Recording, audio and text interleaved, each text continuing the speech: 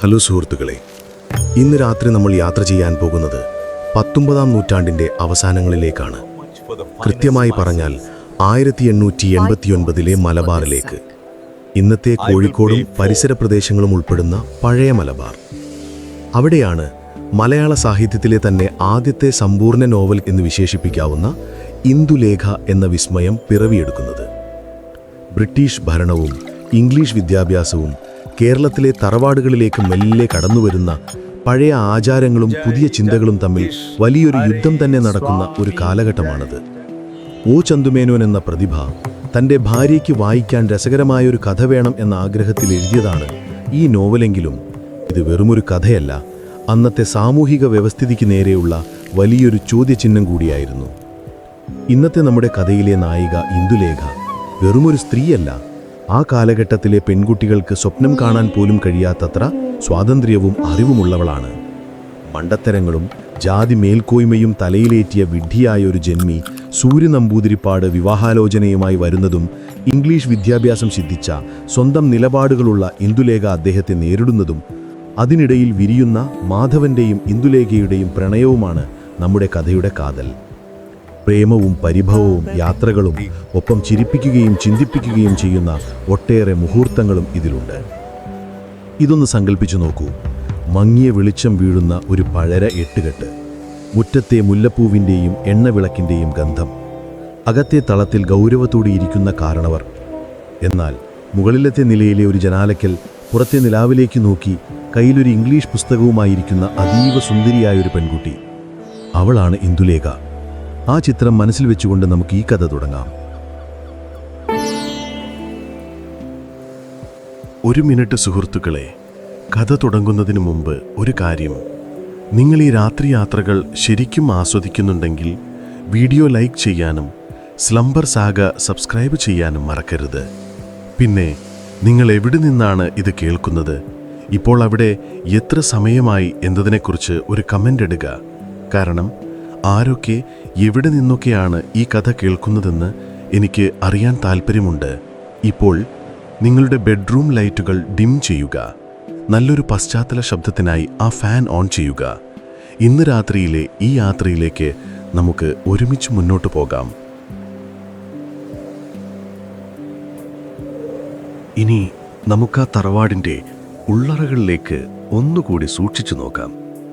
സന്ധ്യ മയങ്ങിക്കഴിഞ്ഞാൽ പൂവള്ളി തറവാട്ടിൽ ഒരു പ്രത്യേക അന്തരീക്ഷമാണ്. വലിയ തൂണുകളുള്ള വരാന്തകളിൽ മണ്ണെണ്ണ വിളക്കുകൾ തെളിയുന്നു.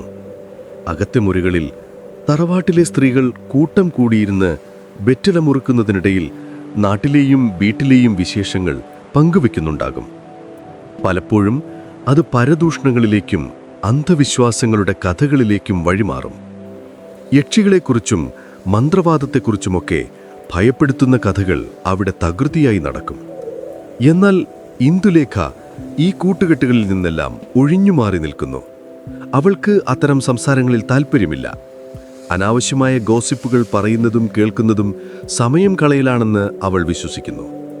മറ്റുള്ളവർ ഇരുട്ടിൽ പ്രേതങ്ങളെ ഭയക്കുമ്പോൾ ഇന്ദുലേഖ തൻ്റെ മുറിയിൽ വിളക്കിൻ്റെ വെളിച്ചത്തിൽ വിജ്ഞാനത്തിൻ്റെ ലോകത്താണ്. ആരെങ്കിലും അന്ധവിശ്വാസങ്ങൾ പറഞ്ഞാൽ അവൾ അതിനെ യുക്തി കൊണ്ട് ചോദ്യം ചെയ്യും. അതുകൊണ്ട് തന്നെ പഴയ തലമുറയിലെ ചിലർക്ക് അവളെ കാണുമ്പോൾ ഒരമ്പരപ്പും ഒപ്പം ചെറിയൊരു പേടിയുമുണ്ട്. ഇന്ദുലേഖയുടെ സൗന്ദര്യത്തെക്കുറിച്ച് പറയുമ്പോൾ അവളുടെ വസ്ത്രധാരണത്തെക്കുറിച്ച് നേരത്തെ സൂചിപ്പിച്ചല്ലോ. എന്നാൽ അവളുടെ ശരീര സംരക്ഷണത്തിലും ഒരു പുതുമയുണ്ട്. അക്കാലത്തെ നായർ സ്ത്രീകൾ സൗന്ദര്യം കൂട്ടാൻ വേണ്ടി മഞ്ഞളും എണ്ണയും വാരിപ്പൂശുന്ന പതിവുണ്ട്. എന്നാൽ ഇന്ദുലേഖ അത്തരം കൃത്രിമമായ വഴികൾ തേടാറില്ല. ദിവസവും 2 നേരമുള്ള കുളിയും വൃത്തിയുള്ള വസ്ത്രവും ഒപ്പം സോപ്പ് പോലെയുള്ള പുതിയ സാധനങ്ങളുടെ ഉപയോഗവും അവളിൽ കാണാം. അവളുടെ ചർമ്മത്തിന് ഒരു സ്വാഭാവികമായ തിളക്കമുണ്ട്. അത് വെറും പുറംമോടിയല്ല, അവളുടെ ഉള്ളിലെ ആരോഗ്യത്തിൻ്റെയും തെളിച്ചത്തിൻ്റെയും പ്രതിഫലനം കൂടിയാണ്. അമിതമായ ആഭരണങ്ങൾ അണിഞ്ഞ് അതിൻ്റെ ഭാരം കൊണ്ട് നടക്കാൻ ബുദ്ധിമുട്ടുന്ന സ്ത്രീകളെ അക്കാലത്ത് കാണാമായിരുന്നു. എന്നാൽ ഇന്ദുലേഖ കഴുത്തിലൊരു നേർത്ത മാലയും കാതിൽ ചെറിയ കമ്മലും കയ്യിലൊരു വളയും മാത്രമേ അണിയാറുള്ളൂ. ലളിതമാണ് ഏറ്റവും വലിയ ഭംഗിയെന്ന് അവൾ അന്നേ തിരിച്ചറിഞ്ഞിരുന്നു. ഇന്ദുലേഖയുടെ പെരുമാറ്റത്തിലും ഈ വിപ്ലവം കാണാം. തറവാട്ടിലെ വേലക്കാരോട് പോലും അവൾ സംസാരിക്കുന്നത് വളരെ മാന്യമായിട്ടാണ്. അധികാരത്തിന്റെ ധാർഷ്ട്യം അവളുടെ ശബ്ദത്തിലില്ല. ആരെങ്കിലും എന്തെങ്കിലും തെറ്റു ചെയ്താൽ അത് ദേഷ്യപ്പെട്ട് തിരുത്തുന്നതിന് പകരം എന്തുകൊണ്ടത് തെറ്റായി എന്ന് സമാധാനത്തോടെ പറഞ്ഞു കൊടുക്കാനാണ് അവൾ ശ്രമിക്കാറുള്ളത്. ഇതൊക്കെ കൊണ്ടാകാം പൂവള്ളി തറവാട്ടിലെ ജോലിക്കാർക്ക് ഇന്ദുലേഖയോടൊരു പ്രത്യേക സ്നേഹമാണ്. കൊച്ചമ്മ വേറെ ഒരു ജാതിയാണ് എന്നവർ സ്നേഹത്തോടെ പറയുന്നത് കേൾക്കാം. പഞ്ചുമേനോന് ഇംഗ്ലീഷ് അറിയില്ലെങ്കിലും ഇന്ദുലേഖ ഇംഗ്ലീഷ് പത്രങ്ങളും മാസികകളും വായിക്കുന്നത് കാണുമ്പോൾ അദ്ദേഹത്തിന് വലിയ കൗതുകമാണ്. മദ്രാസിൽ നിന്നും മറ്റും വരുന്ന ഇംഗ്ലീഷ് പത്രങ്ങൾ അവൾ വരുത്തിക്കാറുണ്ട്. ലോകത്തെവിടെ എന്ത് നടക്കുന്നു എന്നറിയാൻ അവൾക്ക് വലിയ ആവേശമാണ്.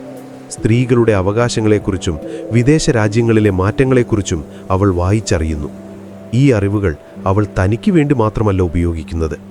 തറവാട്ടിലെ ചെറിയ കുട്ടികളെ അക്ഷരം പഠിപ്പിക്കാനും അവർക്ക് പുതിയ കഥകൾ പറഞ്ഞുകൊടുക്കാനും അവൾ സമയം കണ്ടെത്താറുണ്ട്. പക്ഷേ കുട്ടികളെ പഠിപ്പിക്കുമ്പോൾ അവൾക്കൊരു നിർബന്ധമുണ്ട്. പഠിക്കുന്നത് കാണാപാഠം പഠിക്കരുത്, മറിച്ച് കാര്യങ്ങൾ മനസ്സിലാക്കി പഠിക്കണം. ഈ ഒരു ചിന്താഗതി ആ കാലഘട്ടത്തിൽ വളരെ അപൂർവമായിരുന്നു.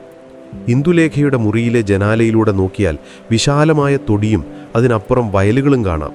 പലപ്പോഴും രാത്രികളിൽ അവൾ ആ ജനാലക്കൽ വന്നിരുന്ന് ആകാശം നോക്കി ചിന്തിക്കാറുണ്ട്. അവളുടെ ചിന്തകൾ പൂവള്ളി തറവാടിൻ്റെ മതിലുകൾക്കുള്ളിൽ ഒതുങ്ങി നിൽക്കുന്നില്ല. അവൾ ആഗ്രഹിക്കുന്നത് മാറ്റങ്ങളാണ്. പഴകിയ ആചാരങ്ങളുടെ കെട്ടുപാടുകളിൽ നിന്ന് പുറത്തു കടക്കാൻ വെമ്പുന്നൊരു മനസ്സ് അവൾക്കുണ്ട്. ആ വലിയ തറവാട്ടിൽ അവൾ ഒരൊറ്റയാനെ പോലെയാണ്. എല്ലാവരും ഉണ്ടെങ്കിലും തൻ്റെ ചിന്തകൾ പങ്കുവയ്ക്കാൻ പാകത്തിന് ആരും അവിടെ ഇല്ല എന്നൊരു തോന്നൽ ചിലപ്പോഴൊക്കെ അവളുടെ മുഖത്ത് നിഴലിക്കാറുണ്ട്. പഞ്ചുമേനോൻ പലപ്പോഴും ആലോചിക്കാറുണ്ട്, ഇത്രയും ഗുണങ്ങളും സൗന്ദര്യവുമുള്ള തൻ്റെ പേരക്കുട്ടിക്ക് പറ്റിയൊരു വരൻ എവിടെ നിന്ന് വരുമെന്ന്. സാധാരണക്കാരായ ചെറുപ്പക്കാരൊന്നും ഇന്ദുലേഖയ്ക്ക് ചേരില്ല എന്ന് അദ്ദേഹത്തിന് നന്നായി അറിയാം. അവളെ ജയിക്കാൻ, അല്ലെങ്കിൽ അവളോടൊപ്പം നിൽക്കാൻ കെൽപ്പുള്ള, അവളെപ്പോലെ തന്നെ അറിവും വിവേകവുമുള്ള ഒരാൾ വരണം. തറവാട്ടിലെ മറ്റ് കാരണവന്മാരും ഇതേ ചിന്തയിലാണ്. ഇന്ദുലേഖയുടെ വിവാഹം വെറുമൊരു ചടങ്ങായിരിക്കില്ല, അതാ നാട് കണ്ടതിൽ വെച്ച് ഏറ്റവും വലിയ സംഭവമായിരിക്കുമെന്ന് അവർക്കെല്ലാം ഉറപ്പുണ്ട്. പക്ഷെ ഇന്ദുലേഖ ഇതൊന്നും ഓർത്ത് വേവലാതിപ്പെടുന്നില്ല. അവൾ തൻ്റെ സംഗീതത്തിലും വായനയിലും മുഴുകി ഒരു രാജഹംസത്തെപ്പോലെ ആ തറവാട്ടിൽ വിരാജിക്കുന്നു. അവളുടെ ആത്മവിശ്വാസമാണ് അവളുടെ ഏറ്റവും വലിയ ആകർഷണം. ആ കണ്ണുകളിലെ തീക്ഷ്ണതയിൽ വരാനിരിക്കുന്ന വലിയ മാറ്റങ്ങളുടെ സൂചനകൾ കാണാം. ഇന്ദുലേഖ എന്ന പേര് അന്വർത്ഥമാക്കും വിധം ആ തറവാട്ടിലെ ഇരുളിൽ തെളിഞ്ഞു നിൽക്കുന്ന ചന്ദ്രലേഖ തന്നെയാണവൾ.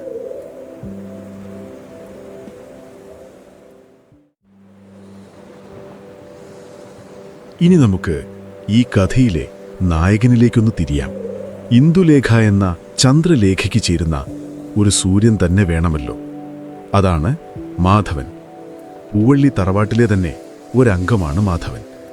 കൃത്യമായി പറഞ്ഞാൽ തറവാട്ടിലെ പഴയ കാരണവന്മാരിൽ ഒരാളുടെ മകൻ. ബന്ധത്തിൽ ഇന്ദുലേഖയുടെ മുറച്ചെറുക്കനായി വരും.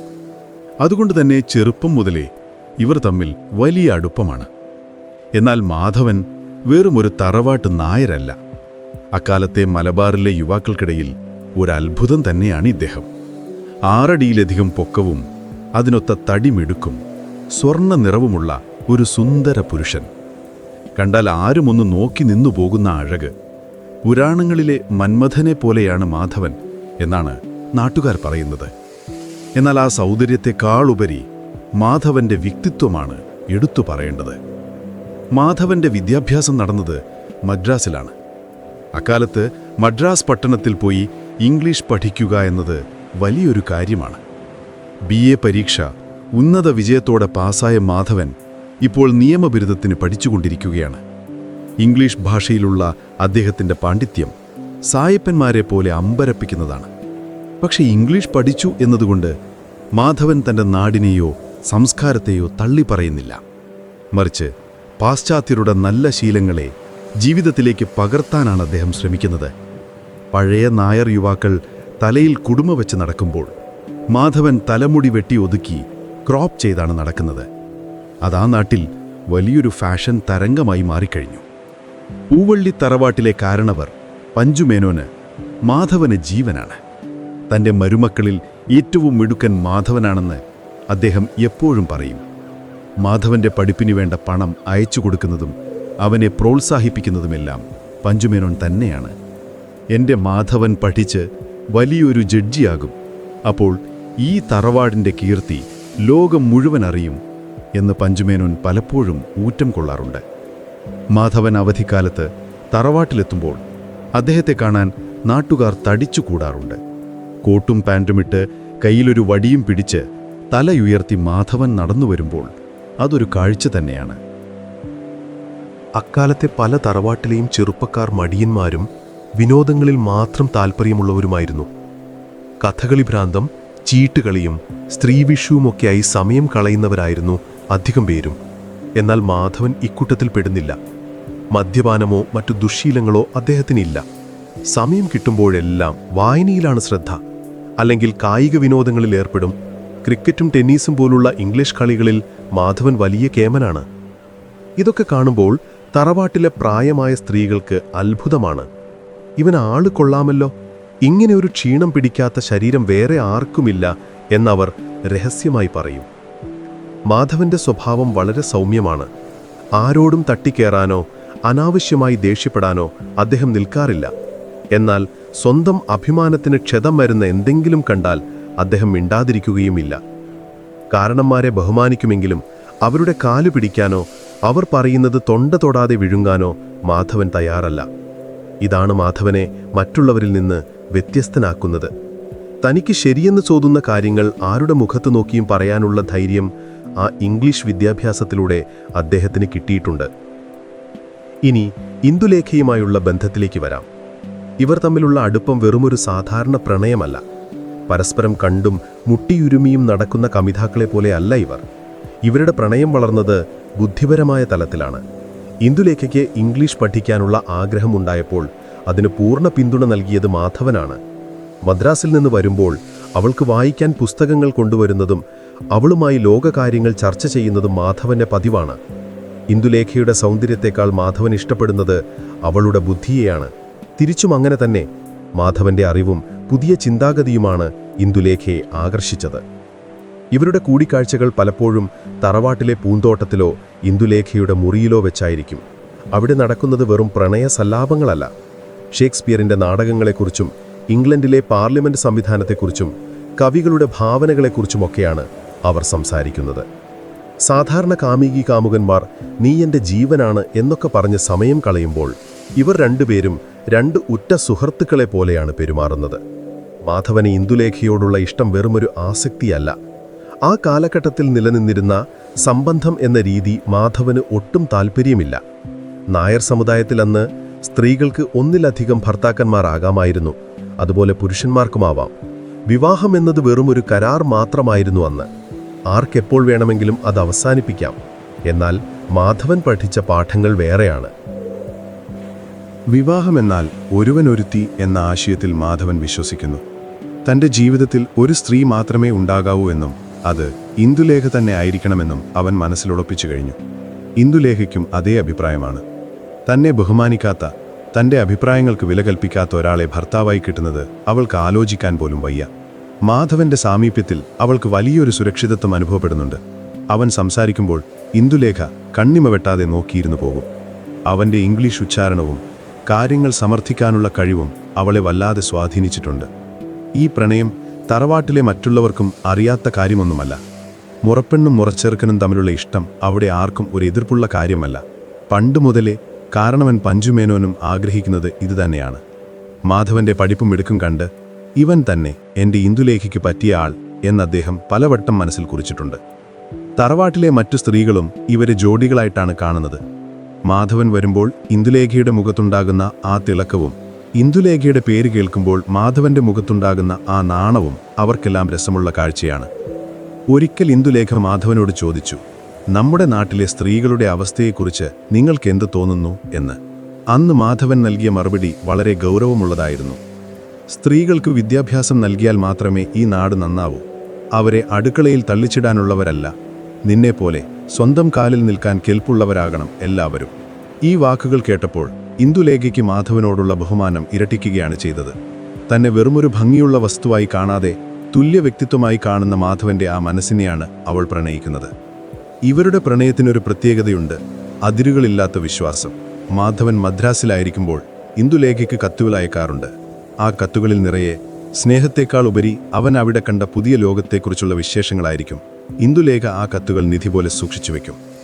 തിരിച്ച് ഇന്ദുലേഖ എഴുതുന്ന കത്തുകൾ മാധവനും വലിയ ആശ്വാസമാണ്. പഠനത്തിനിടയിലുള്ള വലിയ സമ്മർദ്ദങ്ങൾക്കിടയിൽ ഇന്ദുലേഖയുടെ വരികൾ അവനൊരു തണുത്ത കാറ്റുപോലെയാണ് അനുഭവപ്പെടുക. ഇങ്ങനെ പരസ്പരം അറിഞ്ഞും ബഹുമാനിച്ചും സ്നേഹിച്ചും അവർ ഒരു സ്വപ്നലോകത്താണ് ജീവിക്കുന്നത്. അവരുടെ വിവാഹം ഉടനെ ഉണ്ടാകുമെന്നവരും ചുറ്റുമുള്ളവരും വിശ്വസിക്കുന്നു. ആകാശത്ത് കാർമേഘങ്ങൾ ഉരുണ്ടുകൂടുന്നത് അവർ അറിയുന്നില്ല.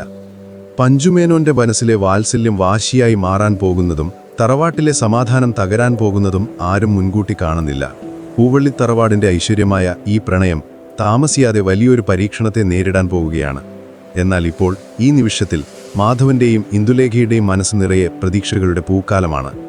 അവരുടെ ലോകത്ത് അവർ രണ്ടുപേരും, പിന്നെ കുറെ പുസ്തകങ്ങളും നിറയെ സ്വപ്നങ്ങളും മാത്രമേയുള്ളൂ.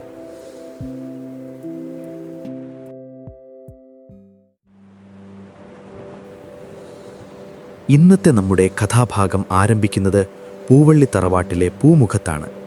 അതുവരെ സമാധാനവും സന്തോഷവും നിറഞ്ഞു നിന്നിരുന്ന ആ വീട്ടിൽ ഒരു ചെറിയ തീപ്പൊരി വീണാൽ മതി അതൊരു കാട്ടുതീയായി മാറാൻ. ആ തീപ്പൊരിയുടെ രൂപത്തിൽ അവിടെ എത്തുന്നത് ഒരു ചെറിയ തർക്കമാണ്. തറവാട്ടിലെ കാര്യങ്ങൾ എങ്ങനെ നടക്കണം എന്നതിനെ ചൊല്ലി കാരണവർ പഞ്ചുമേനോനും മരുമകൻ മാധവനും തമ്മിലുണ്ടാകുന്ന ഒരു അഭിപ്രായ വ്യത്യാസം. സത്യത്തിൽ ഇതിൻ്റെ പിന്നിൽ മറ്റൊരു വില്ലൻ കൂടിയുണ്ട്. കരുത്തേടത്ത് ഷെന്നുപട്ടർ, പഞ്ചുമേനോന്റെ വാലായി എപ്പോഴും കൂടെ നടക്കുന്ന, ആരെക്കുറിച്ചും കുറ്റം പറഞ്ഞ് കാരണവരുടെ മനസ്സു മാറ്റാൻ കഴിവുള്ള ഒരു കുത്തിത്തിരിപ്പുകാരൻ. മാധവന്റെ ഇംഗ്ലീഷ് വിദ്യാഭ്യാസവും നാട്ടുകാരുടെ ഇടയിൽ അവനുടെ സ്വാധീനവും കണ്ട് അസൂയമൂത്ത ഷിന്നുപട്ടർ കിട്ടിയ അവസരങ്ങളിലെല്ലാം മാധവനെതിരെ കാരണവരുടെ ചെവിയിൽ വിഷം നിറയ്ക്കുന്നുണ്ടായിരുന്നു. മാധവന് അമ്മാവനെ ബഹുമാനിക്കില്ല, അവൻ കാരണവരെ വകവയ്ക്കുന്നില്ല എന്നൊക്കെ പറഞ്ഞ് പഞ്ചുമേനോന്റെ ഈഗോയെ അദ്ദേഹം തട്ടിയുണർത്തിക്കൊണ്ടിരുന്നു. സംഭവം നടക്കുന്നത് ഒരു ഉച്ചതിരിഞ്ഞ സമയത്താണ്. പഞ്ചുമേനോൻ പൂമുഖത്തെ ചാരുകസേരയിൽ കിടന്ന് വെറ്റില മുറുക്കുകയാണ്. അപ്പോഴാണ് തറവാട്ടിലെ ഒരു കുട്ടിയുടെ വിദ്യാഭ്യാസ കാര്യം ചർച്ചയ്ക്ക് വരുന്നത്. ആ കുട്ടിയെ ഇംഗ്ലീഷ് സ്കൂളിൽ അയച്ചു പഠിപ്പിക്കണമെന്ന് മാധവൻ അഭിപ്രായപ്പെടുന്നു. എന്നാൽ പഴയ ചിന്താഗതിക്കാരനായ പഞ്ചുമേനോന് അതിനോട് അത്ര യോജിപ്പില്ല. നമ്മുടെ തറവാട്ടിലെ കുട്ടികൾ സായിപ്പിൻ്റെ ഭാഷ പഠിക്കാൻ പോകേണ്ട കാര്യമില്ല, ഇവിടെ ഇരുന്ന് കൃഷിയും കാര്യങ്ങളും നോക്കിയാൽ മതി എന്ന മട്ടിലാണ് അദ്ദേഹം സംസാരിക്കുന്നത്. ഇത് കേട്ടപ്പോൾ മാധവൻ വളരെ വിനയത്തോടെ തന്നെ എന്നാൽ ഉറച്ച ശബ്ദത്തിൽ പറഞ്ഞു, അമ്മവ, കാലം മാറുകയാണ്. ഇംഗ്ലീഷ് പഠിച്ചില്ലെങ്കിൽ നാളെ അവന് ഒന്നിനും കൊള്ളാത്ത അവസ്ഥയാകും. അമ്മാവൻ വിചാരിക്കുന്നത് പോലെയല്ല കാര്യങ്ങൾ. മാധവൻ ഇത് പറഞ്ഞത് നല്ല ഉദ്ദേശത്തോടെയാണെങ്കിലും പഞ്ചുമേനോന് അത് തീരെ പിടിച്ചില്ല. താൻ പറയുന്നത് അനുസരിക്കാതെ തനിക്ക് നേരെ മറുവാക്ക് പറയാൻ ഇവന് എവിടുന്ന് ധൈര്യം കിട്ടി എന്ന ചിന്ത അദ്ദേഹത്തിൻ്റെ ഉള്ളിൽ ആളിക്കത്തി. അതിനിടയിൽ ഷിന്നുപട്ടർ മെല്ലെ എരുതിയിൽ എണ്ണയൊഴിച്ചു. കണ്ടോ, ഞാൻ പറഞ്ഞില്ലേ, പഠിപ്പും പണവും വന്നപ്പോൾ മാധവൻ ആരെയും വകവയ്ക്കാതെയായി. കാരണവരുടെ വാക്കിന് പുല്ലുവിലയാണ് അവനിപ്പോൾ കൽപ്പിക്കുന്നത്. പട്ടരുടെ ഈ കമൻ്റ് കൂടിയായപ്പോൾ പഞ്ചുമേനോന്റെ നിയന്ത്രണം വിട്ടു. അദ്ദേഹം ചാടി എഴുന്നേറ്റു. തൻ്റെ അധികാരത്തിനു മീതെ ആരും പറക്കാൻ അദ്ദേഹം അനുവദിക്കില്ല. നീ വലിയ ഇംഗ്ലീഷ് പഠിച്ചവനായിരിക്കും, പക്ഷെ ഈ തറവാട്ടിൽ എൻ്റെ വാക്കിനാണ് വില. ഞാൻ പറയുന്നതേ ഇവിടെ നടക്കൂ എന്ന് പഞ്ചുമേനോൻ ഒച്ചയെടുത്തു. മാധവൻ ശാന്തനായി കാര്യങ്ങൾ വിശദീകരിക്കാൻ ശ്രമിച്ചെങ്കിലും അത് പഞ്ചുമേനോന്റെ ദേഷ്യം വർദ്ധിപ്പിക്കാനേ ഉപകരിച്ചുള്ളൂ. മാധവന്റെ ആ നിൽപ്പ്, ഭയമില്ലാത്ത ആ നോട്ടം, ഇതൊക്കെ പഞ്ചുമേനോന് തൻ്റെ അധികാരത്തിന് നേരെയുള്ള വെല്ലുവിളിയായി തോന്നി. താൻ വളർത്തി വലുതാക്കിയ, താൻ പണം കൊടുത്ത് പഠിപ്പിച്ച മരുമകൻ തന്നെ ഉപദേശിക്കാൻ വളർന്നോ എന്ന അപകർഷതാബോധം ആ വൃദ്ധൻ്റെ മനസ്സിൽ മുറിവുണ്ടാക്കി. ഈ ബഹളം കേട്ട് തറവാട്ടിലെ സ്ത്രീകളും കുട്ടികളും പേടിച്ചു വാതിലുകൾക്ക് പിന്നിൽ ഒളിച്ചു. അതുവരെ ചിരിയും കളിയും നിറഞ്ഞു നിന്ന പൂമുഖം പെട്ടെന്നൊരു യുദ്ധക്കളം പോലെയായി. മാധവൻ ഒരടി പോലും പിന്നോട്ടു പോയില്ല.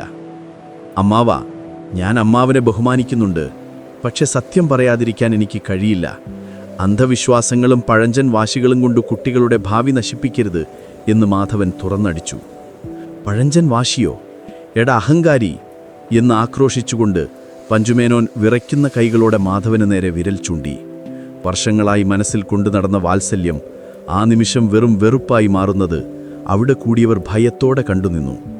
മാധവന്റെ ഭാഗത്താണ് ന്യായമെന്ന് എല്ലാവർക്കും അറിയാം, പക്ഷേ കാട്ടുമാക്കാൻ എന്ന് എല്ലാവരും രഹസ്യമായി വിളിക്കുന്ന പഞ്ചുമേനോനെ എതിർക്കാൻ ആർക്കും ധൈര്യമില്ല. പഞ്ചുമേനുവിൻ്റെ മുഖം ദേഷ്യം കൊണ്ട് ചുവന്നു തുടുത്തു. നെറ്റിയിലെ ഞരമ്പുകൾ വലിഞ്ഞു മുറുകി. മാധവൻ ഇത്രയും കാലം തറവാട്ടിൽ അനുഭവിച്ചിരുന്ന സ്വാതന്ത്ര്യവും സ്നേഹവും ഇനി ഉണ്ടാവില്ല എന്ന വ്യക്തമായ സൂചന ആ അന്തരീക്ഷത്തിലുണ്ടായി.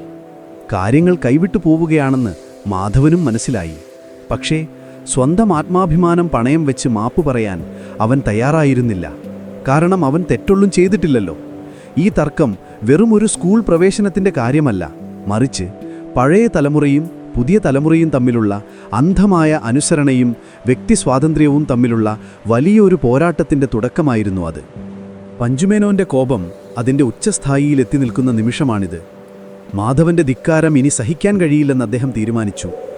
തൻ്റെ അധികാരം തെളിയിക്കാൻ ഏറ്റവും വലിയ ആയുധം തന്നെ പ്രയോഗിക്കണം. അദ്ദേഹം മാധവന്റെ മുഖത്തു നോക്കി ആ ഭയങ്കരമായ ശപഥം ചെയ്തു.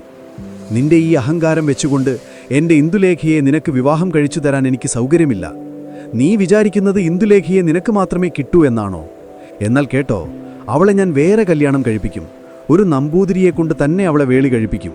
നിനക്ക് കാണിച്ചു തരാം പഞ്ചുമേനോൻ ആരാണെന്ന്. ഈ വാക്കുകൾ ഒരു ഇടിത്തീ പോലെയാണ് പൂവള്ളി തറവാട്ടിൽ വീണത്. വാതിലിനു പിന്നിൽ മറഞ്ഞു നിന്ന് ഇതെല്ലാം കേൾക്കുന്നുണ്ടായിരുന്ന ഇന്ദുലേഖ ഒരു നിമിഷം മരവിച്ചുപോയി. തൻ്റെ ജീവിതം വെച്ചാണ് അമ്മാവൻ ഈ ചൂതാട്ടം നടത്തുന്നത് എന്ന് അവൾക്ക് വിശ്വസിക്കാൻ കഴിഞ്ഞില്ല. മാധവനാകട്ടെ ഈ വാക്ക് കേട്ടിട്ടും പതറിയില്ല. അദ്ദേഹം വളരെ കൂളായി, എന്നാൽ വേദനിപ്പിക്കുന്ന പുഞ്ചിരിയോടെ അമ്മാവനെ നോക്കി. അമ്മാവ, ഇന്ദുലേഖ ഒരു പാവയല്ല, അവൾക്കുമുണ്ട് മനസ്സ്. അവളെ ആർക്ക് കൊടുക്കണമെന്ന് തീരുമാനിക്കാൻ അവൾക്കും അവകാശമുണ്ട് എന്നു മാത്രം പറഞ്ഞ് അദ്ദേഹം ആ പൂമുഖത്ത് നിന്ന് പടിയിറങ്ങി.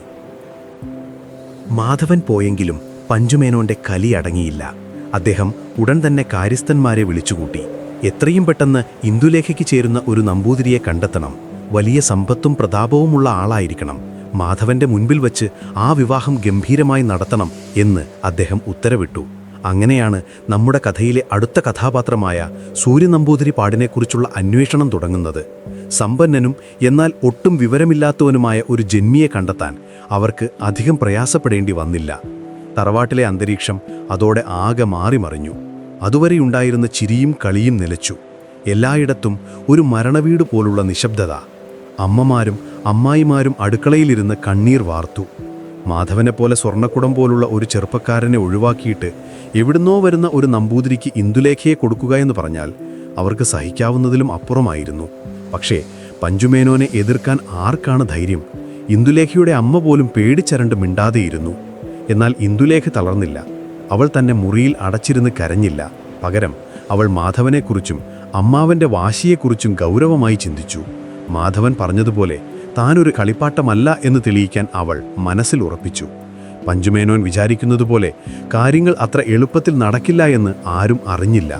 മാധവൻ തറവാട്ടിൽ നിന്ന് താൽക്കാലികമായി മാറി നിൽക്കാൻ തീരുമാനിച്ചു. അമ്മാവൻ്റെ ദേഷ്യം തണുക്കട്ടെ എന്ന് കരുതി അദ്ദേഹം തൻ്റെ വക്കീൽ പണിക്കായി മദ്രാസിലേക്ക് പോകാൻ ഒന്നും നിന്നില്ല. പകരം അടുത്തുള്ള ഒരു സുഹൃത്തിൻ്റെ വീട്ടിലേക്ക് മാറി. തറവാട്ടിലെ ജോലിക്കാർ പോലും സങ്കടത്തിലായി. മാധവൻകുട്ടിയെപ്പോലെ ഒരാളെ കിട്ടാൻ പുണ്യം ചെയ്യണം. ഇതിപ്പോൾ കാരണവർക്ക് എന്താ പറ്റിയേ എന്നവർ പരസ്പരം ചോദിച്ചു. ഷിണ്ണുപട്ടർ മാത്രം ഇതിനിടയിൽ ഗൂഢമായി ചിരിച്ചു. തൻ്റെ തന്ത്രം ഫലിച്ചതിൻ്റെ സന്തോഷത്തിലായിരുന്നു അയാൾ. പഞ്ചുമേനോൻ്റെ ഈഗോയെ ആളിക്കത്തിച്ച് നിർത്തിയാൽ തനിക്കവിടെ കൂടുതൽ അധികാരം കിട്ടുമെന്ന് അയാൾക്കറിയാം. പഞ്ചുമേനോൻ വാശിപ്പുറത്താണ് കാര്യങ്ങൾ നീക്കുന്നത്. ജാതകവും ജ്യോത്സ്യവും നോക്കി ഏറ്റവും വേഗത്തിൽ മുഹൂർത്തം കുറിക്കാനുള്ള തിടുക്കത്തിലാണ് അദ്ദേഹം. ഇന്ദുലേഖയുടെ അഭിപ്രായം ചോദിക്കാൻ പോലും അദ്ദേഹം തയ്യാറായില്ല. പെണ്ണുങ്ങൾക്കിതിലൊക്കെ എന്ത് കാര്യം എന്ന പഴയ മനോഭാവം തന്നെ. പക്ഷേ വരാൻ പോകുന്ന വരൻ സൂര്യനമ്പൂതിരി വെറുമൊരു വരനല്ല, മറിച്ച് മണ്ടത്തരങ്ങളുടെ ഒരു ഘോഷയാത്ര തന്നെയാണെന്ന് പഞ്ചുമേനോൻ അറിഞ്ഞില്ല. തൻ്റെ വാശി ജയിക്കാൻ വേണ്ടി അദ്ദേഹം കോടാലി വയ്ക്കുന്നത് സ്വന്തം തറവാടിൻ്റെ അന്തസ്സിലാണെന്ന് വൈകാതെ അദ്ദേഹം തിരിച്ചറിയും. പൂവള്ളി തറവാട്ടിലെ കാറ്റ് മാറി വീശുകയാണ്. പ്രണയത്തിൻ്റെ തണുത്ത കാറ്റിന് പകരം ഇപ്പോൾ അവിടെ വീശുന്നത് പകയുടെയും വാശിയുടെയും ചൂട് കാറ്റാണ്.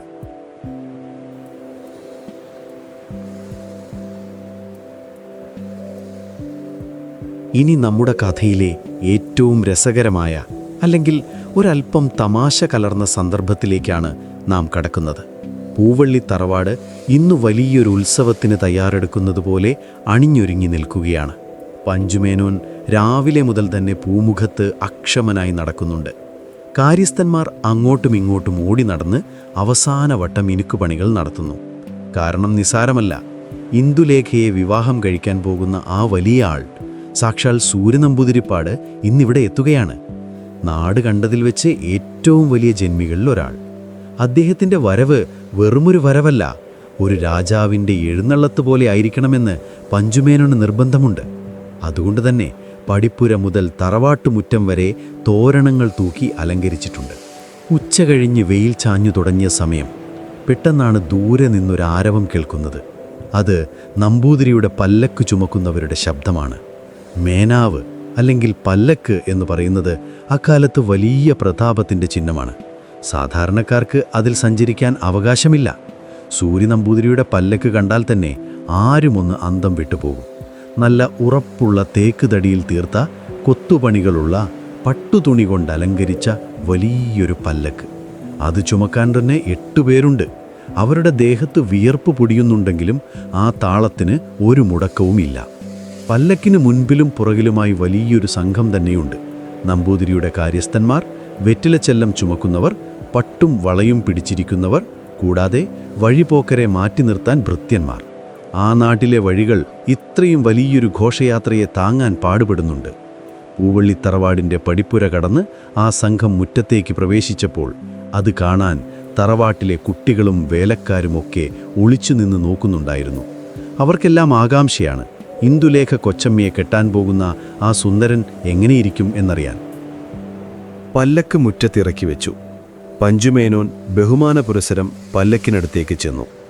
പല്ലക്കിൻ്റെ പട്ടുവിരിച്ച വാതിൽ മെല്ലെ തുറക്കപ്പെട്ടു.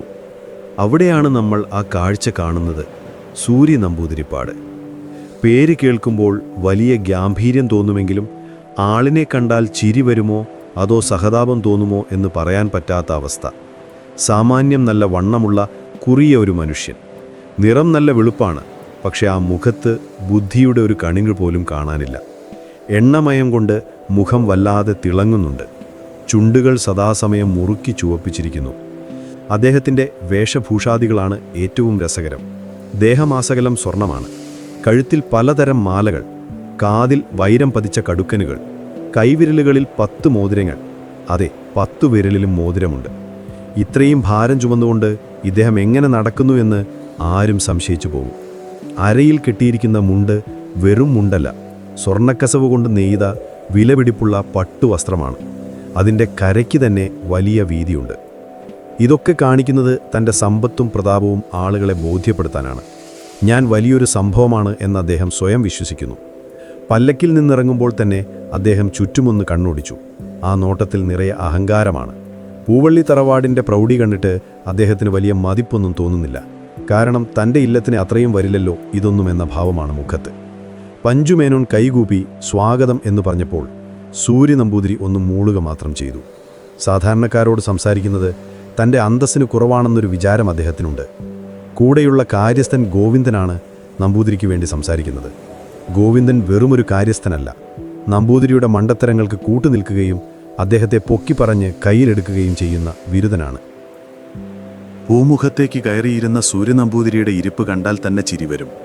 വലിയൊരു ചാരു കസേരയിൽ കാലുകൾ രണ്ടും കസേരയുടെ കൈപ്പിടിയിൽ കയറ്റിവെച്ചാണ് ഇരിപ്പ്.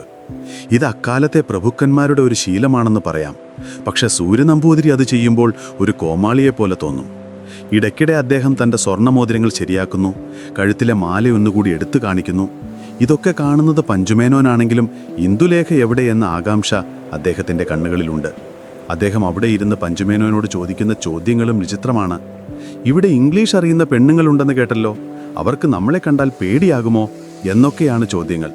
ഇതിനൊക്കെ എന്തു മറുപടി പറയണമെന്നറിയാതെ പഞ്ചുമേനോൻ പുഴങ്ങുന്നുണ്ട്. എങ്കിലും ഇന്ദുലേഖയെ ഇദ്ദേഹത്തിന് എങ്ങനെയെങ്കിലും തലയിൽ കെട്ടിവെക്കണം എന്ന വാശി പഞ്ചുമേനോൻ ഉള്ളതുകൊണ്ട് അദ്ദേഹം നമ്പൂതിരിയുടെ ഓരോ മണ്ടത്തരവും സഹിച്ച് അതൊക്കെ തിരുമേനിയുടെ വലിയ മനസ്സ് എന്നു പറഞ്ഞ് സുഖിപ്പിക്കുകയാണ്. നമ്പൂതിരിയുടെ കൂടെ വന്ന ഭൃത്യന്മാർ അപ്പോഴേക്കും തറവാടിൻ്റെ വരാന്തയും മുറ്റവും കൈയടക്കി കഴിഞ്ഞു. അവർ കൊണ്ടുവന്ന സാധന സാമഗ്രികൾ കണ്ടാൽ ഇദ്ദേഹം ഇവിടെ സ്ഥിരതാമസത്തിന് വന്നതാണോ എന്ന് തോന്നും. വലിയ ഭരണിയിൽ അച്ചാറുകൾ, പലതരം എണ്ണകൾ, വസ്ത്രങ്ങൾ നിറച്ച പെട്ടികൾ, എന്തിനു പറയുന്നു, നമ്പൂതിരിക്ക് തുപ്പാൻ മാത്രമായി വെള്ളിയിൽ തീർത്ത വലിയൊരു കോളാമ്പി വരെ കൂടെയുണ്ട്. നമ്പൂതിരി വെറ്റില മുറുക്കി ആ കോളാമ്പിയിലേക്ക് നീട്ടി തുപ്പുന്ന ശബ്ദം ആ തറവാട്ടിൽ മുഴങ്ങിപ്പൊങ്ങി. സൂര്യ നമ്പൂതിരിക്കൊരു ധാരണയുണ്ട്, പെണ്ണുങ്ങൾ ആഭരണങ്ങളിലും പണത്തിലും മാത്രമേ വീഴുകയുള്ളൂ എന്ന്. അതുകൊണ്ട് അദ്ദേഹം കൊണ്ടുവന്ന പെട്ടികളിൽ നിറയെ ഇന്ദുലേഖയ്ക്ക് കൊടുക്കാനുള്ള സമ്മാനങ്ങളാണ്. പക്ഷെ അതൊക്കെ പഴയ കാലത്തെ വലിയ ആഭരണങ്ങളാണ്. ഇന്ദുലേഖയുടെ അഭിരുചിയുമായി ഇതിന് യാതൊരു ബന്ധവുമില്ല എന്ന് പാവം നമ്പൂതിരിക്ക് അറിയില്ല. അദ്ദേഹം ഗോവിന്ദനോട് ഇടയ്ക്കിടെ ചോദിക്കുന്നുണ്ട്, എടാ, ആ പെൺകുട്ടി എന്നെ കണ്ടാൽ ബോധം കെട്ട് വീഴുമോ എന്ന്. അതിന് ഗോവിന്ദൻ കൊടുക്കുന്ന മറുപടി, പിന്നല്ലാതെ, തിരുമേനിയുടെ ഈ തേജസ് കണ്ടാൽ ഏത് അപ്സരസും വീണുപോകുമെന്നാണ്. ഇത് കേട്ട് നമ്പൂതിരി പൊട്ടിച്ചിരിക്കുന്നു. ആ ചിരി കേട്ട് അകത്തളത്തിലെ സ്ത്രീകൾ പരസ്പരം നോക്കി പരിഹസിക്കുന്നുണ്ട്. ഇന്ദുലേഖ ഇതൊന്നും കാണുന്നില്ലെങ്കിലും കാര്യങ്ങളൊക്കെ വേലക്കാരികൾ വഴി അപ്പപ്പോൾ അറിയുന്നുണ്ട്. വന്ന ആൾ ഒരു ജന്മി കോമാളിയാണെന്ന വാർത്ത ആ വലിയ വീട്ടിൽ കാട്ടുതീ പോലെ പടർന്നു കഴിഞ്ഞു. മാധവന്റെ സൗന്ദര്യവും കുലീനതയും കണ്ടുശീലിച്ച തറവാട്ടുകാർക്ക് സൂര്യനമ്പൂതിരിയുടെ ഈ കോപ്രായങ്ങൾ കാണുമ്പോൾ അറപ്പാണ് തോന്നുന്നത്. പക്ഷേ നമ്പൂതിരി ഇതൊന്നും അറിയുന്നില്ല.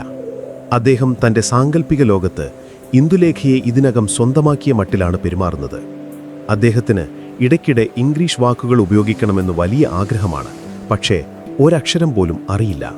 പഞ്ചുമേനോനോട് സംസാരിക്കുമ്പോൾ യെസ് യെസ് എന്ന് അനാവശ്യമായി പറയുന്നതും അർത്ഥമറിയാതെ തലയാട്ടുന്നതും കാണാം. ഇംഗ്ലീഷ് പഠിച്ച ഇന്ദുലേഖയെ ആകർഷിക്കാൻ താനും വലിയ പരിഷ്കാരിയാണെന്ന് കാണിക്കാനുള്ള ഒരു വിഫല ശ്രമമാണിത്.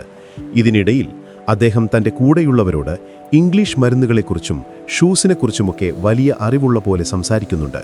കേൾക്കുന്നവർക്ക് ഒന്നും മനസ്സിലാകുന്നില്ലെങ്കിലും ആരും ഒന്നും മിണ്ടുന്നില്ല. വൈകുന്നേരമായി.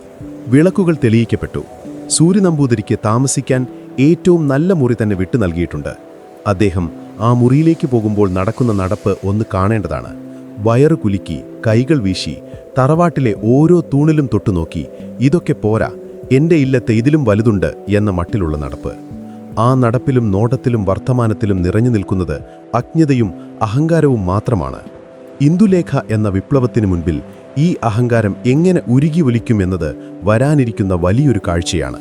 പക്ഷേ തൽക്കാലം അദ്ദേഹം പൂവള്ളി തറവാട്ടിലെ രാജാവായി സ്വയം അവരോധിച്ച് സുഖസുഷുപ്തിയിലേക്ക് നീങ്ങുകയാണ്.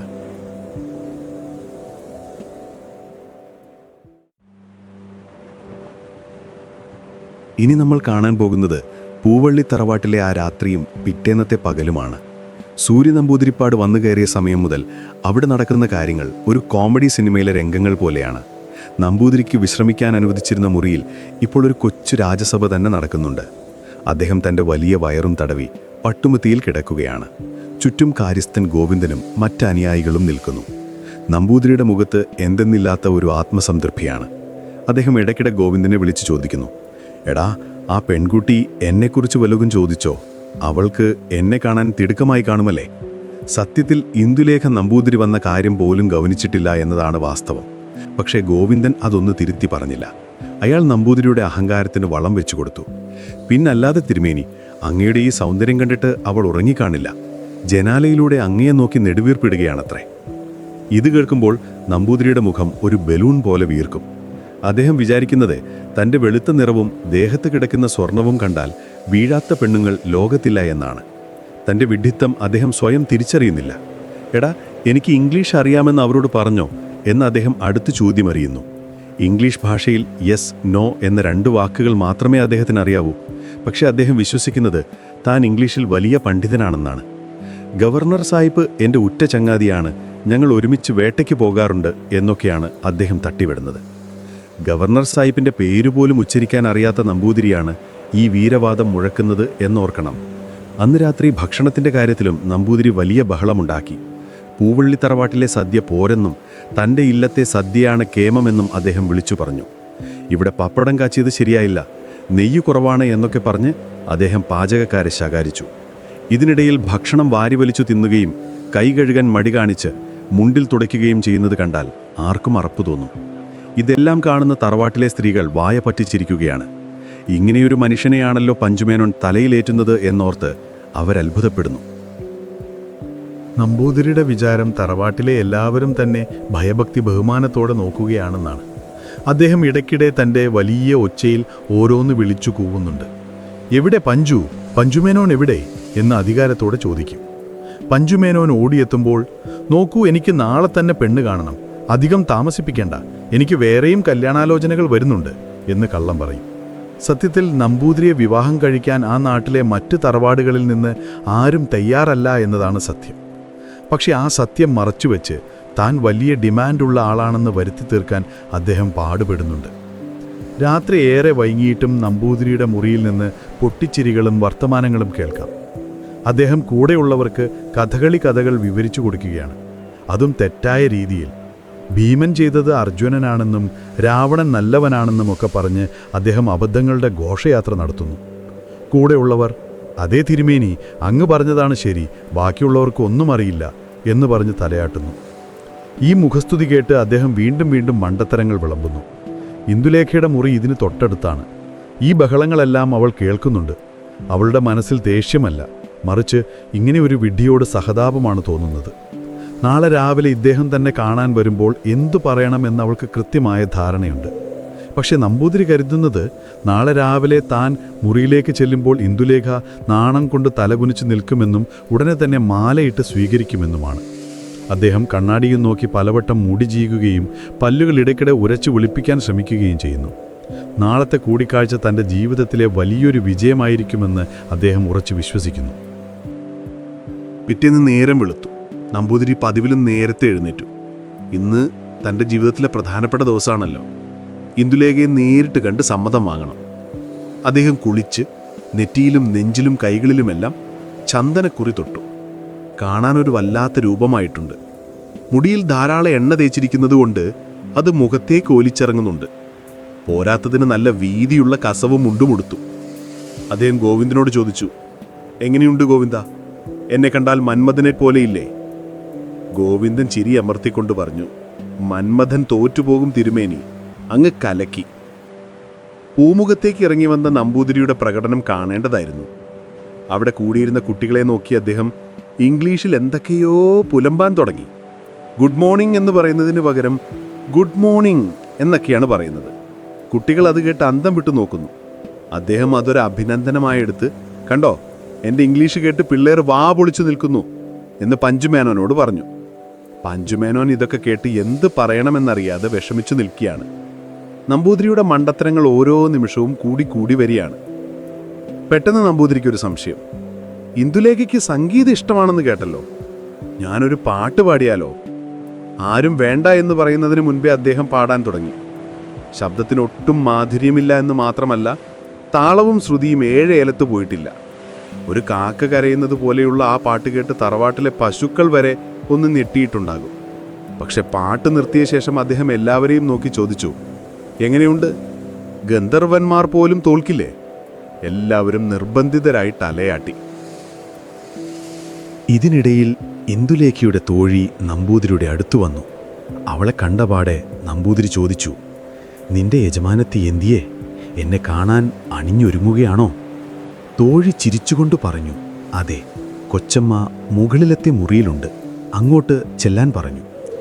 ഇതു കേട്ടതും നമ്പൂതിരിയുടെ ആവേശം അണപൊട്ടി. അദ്ദേഹം ചാടി എഴുന്നേറ്റു. ഗോവിന്ദ, എൻ്റെ കണ്ണാടിയെടുക്കൂ, ഒന്നുകൂടി നോക്കട്ടെ എന്നു പറഞ്ഞ് അദ്ദേഹം വീണ്ടും മുഖം മിനുക്കാൻ തുടങ്ങി.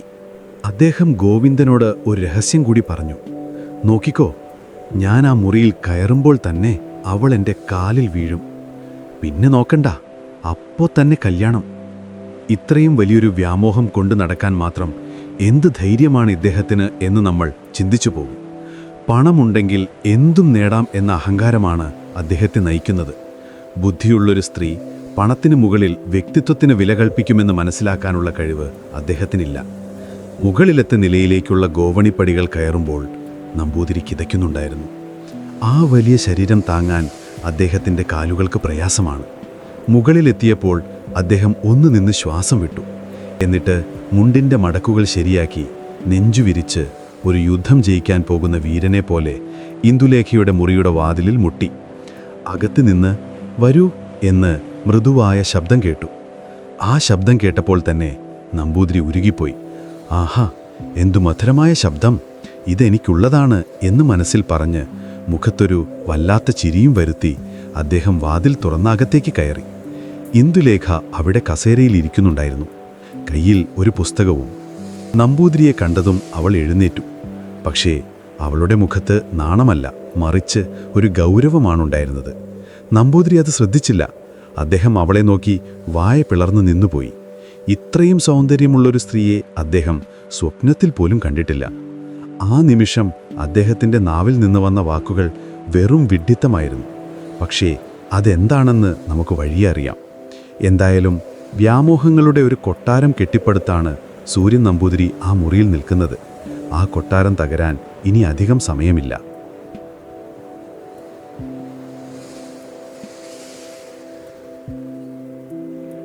ഇനി നമ്മൾ സാക്ഷ്യം വഹിക്കാൻ പോകുന്നത് മലയാള സാഹിത്യ ചരിത്രത്തിലെ തന്നെ ഏറ്റവും പ്രസിദ്ധമായ ഒരു കൂടിക്കാഴ്ചയ്ക്കാണ്. ഇന്ദുലേഖയുടെ മുറിയിൽ ആ അടച്ചിട്ട വാതിലിന് പിന്നിൽ എന്താണ് നടന്നത് എന്നത് ഇന്നും വായനക്കാർക്ക് വലിയൊരു കൗതുകമാണ്. സൂര്യനമ്പൂതിരിപ്പാട് വലിയ പ്രതീക്ഷയോടെ ഒരു പൂമാലയും കയ്യിൽ പിടിച്ച് ഇതാ ഞാൻ വന്നു കഴിഞ്ഞു എന്ന ഭാവത്തിലാണ് അകത്തേക്ക് കയറിയത്. എന്നാൽ അവിടെ അദ്ദേഹത്തെ കാത്തിരുന്നത് പൂമെത്തയല്ല, മറിച്ച് ഇന്ദുലേഖയുടെ മൂർച്ചയുള്ള നാവാകുന്ന വാളാണ്. മുറിയിൽ കടന്നപാടെ നമ്പൂതിരി കണ്ടത് കസേരയിലിരിക്കുന്ന ഇന്ദുലേഖയാണ്. അവളെ കണ്ട മാത്രയിൽ അദ്ദേഹത്തിന്റെ കണ്ണു മഞ്ഞളിച്ചുപോയി എന്ന് തന്നെ പറയാം. അത്രയ്ക്ക് തേജസ്സാണ് ആ മുഖത്ത്. നമ്പൂതിരി ആദ്യം ചെയ്തത് അവിടെയുണ്ടായിരുന്ന മറ്റൊരു കസേരയിൽ വലിഞ്ഞു കയറിയിരിക്കലാണ്. ഇന്ദുലേഖ പുസ്തകം മടിയിൽ വെച്ച് അദ്ദേഹത്തെ തന്നെ നോക്കി. ആ നോട്ടത്തിൽ ഭയമില്ല, ബഹുമാനമില്ല. പകരം ഒരു അധ്യാപിക വികൃതിയായ കുട്ടിയെ നോക്കുന്നത് പോലെയുള്ള ഒരു ഭാവം. നമ്പൂതിരിക്ക് ഇവിടെ തുടങ്ങണം എന്നറിയില്ല. അദ്ദേഹം തൊണ്ട ശരിയാക്കി തൻ്റെ കയ്യിലുള്ള മോതിരങ്ങളൊന്ന് ഇളക്കി സംഭാഷണം തുടങ്ങി. എന്താ വായിക്കുന്നത്? വല്ല നളചരിതവുമാണോ? ഇതായിരുന്നു അദ്ദേഹത്തിൻ്റെ ആദ്യത്തെ ചോദ്യം. പെണ്ണുങ്ങൾ പുരാണങ്ങളല്ലാതെ വേറെ ഒന്നും വായിക്കില്ല എന്നൊരു മുൻവിധി അദ്ദേഹത്തിനുണ്ട്. ഇന്ദുലേഖ അല്പം പുച്ഛത്തോടെ ചിരിച്ചു. അല്ല, ഇത് ഇംഗ്ലണ്ടിലെ പാർലമെന്റ് ഭരണത്തെക്കുറിച്ചുള്ള ഒരു പുസ്തകമാണ്. അവൾ മറുപടി പറഞ്ഞു. പാർലമെന്റ് എന്ന വാക്ക് കേട്ടതും നമ്പൂതിരി ഞെട്ടി. അദ്ദേഹത്തിന് അതെന്താണെന്ന് ഒരു പിടിയുമില്ല. എങ്കിലും വിട്ടുകൊടുക്കാൻ പാടില്ലല്ലോ. ഓ, പാർലമെന്റ്, എനിക്കറിയാം. നമ്മുടെ ഗവർണർ സാഹിബിന്റെ വീട്ടിലുമുണ്ടല്ലോ പാർലമെന്റ് എന്ന് അദ്ദേഹം തട്ടിവിട്ടു. ഇന്ദുലേഖയ്ക്ക് ചിരി അടക്കാൻ കഴിഞ്ഞില്ല. പാർലമെന്റ് എന്നത് ഒരു സാധനമാണെന്നാണ് പാവം നമ്പൂതിരി വിചാരിച്ചിരിക്കുന്നത്. നമ്പൂതിരി വിചാരിച്ചത് തൻ്റെ ഈ അറിവ് കണ്ട് ഇന്ദുലേഖ അത്ഭുതപ്പെടുമെന്നാണ്. പക്ഷേ അവൾ അടുത്ത ചോദ്യമെറിഞ്ഞു. തിരുമേനിക്ക് ഇംഗ്ലീഷ് സംസാരിക്കാൻ അറിയാമോ? നമ്പൂതിരി ആവേശത്തോടെ പറഞ്ഞു. പിന്നല്ലാതെ, ഞാൻ സായിപ്പിൻ്റെ കൂടെ ഇരുന്നാണ് ഭക്ഷണം കഴിക്കാറ്. വെരി ഗുഡ്, കമോൺ എന്നൊക്കെ ഞാൻ എപ്പോഴും പറയാറുണ്ട്. ഈ മറുപടി കേട്ടപ്പോൾ ഇന്ദുലേഖയ്ക്ക് ഇദ്ദേഹത്തിൻ്റെ നിലവാരം പൂർണ്ണമായും മനസ്സിലായി. വെറും പൊങ്ങച്ചമല്ലാതെ തലയിൽ ആൾ താമസമില്ലാത്ത ഒരു വ്യക്തിയാണ് തൻ്റെ മുന്നിലിരിക്കുന്നത് എന്ന് അവൾക്ക് ഉറപ്പായി. സംഭാഷണം മെല്ലെ കല്യാണകാര്യത്തിലേക്ക് തിരിഞ്ഞു. നമ്പൂതിരി തൻ്റെ ആസ്തിയെക്കുറിച്ച് വാചാലനാകാൻ തുടങ്ങി. എൻ്റെ ഇല്ലത്ത് 10,000 നിറയെ നെല്ലാണ്, സ്വർണം വയ്ക്കാൻ സ്ഥലമില്ല, നീ എൻ്റെ കൂടെ വന്നാൽ രാണിയെപ്പോലെ കഴിയാം എന്ന് അദ്ദേഹം മോഹിപ്പിച്ചു. സാധാരണ പെൺകുട്ടികൾ ഇത് കേട്ടാൽ വീഴുമെന്ന് അദ്ദേഹം കരുതി. പക്ഷേ ഇന്ദുലേഖ ചോദിച്ചു, സമ്പത്താണോ ഒരു മനുഷ്യൻ്റെ ഏറ്റവും വലിയ ഗുണം? ബുദ്ധിയും സ്വഭാവശുദ്ധിയുമല്ലേ വലുത്? ഈ ചോദ്യം നമ്പൂതിരിക്ക് തീരെ ഇഷ്ടപ്പെട്ടില്ല. ഒരു പെണ്ണ് തന്നോട് മറുചോദ്യം ചോദിക്കുകയോ?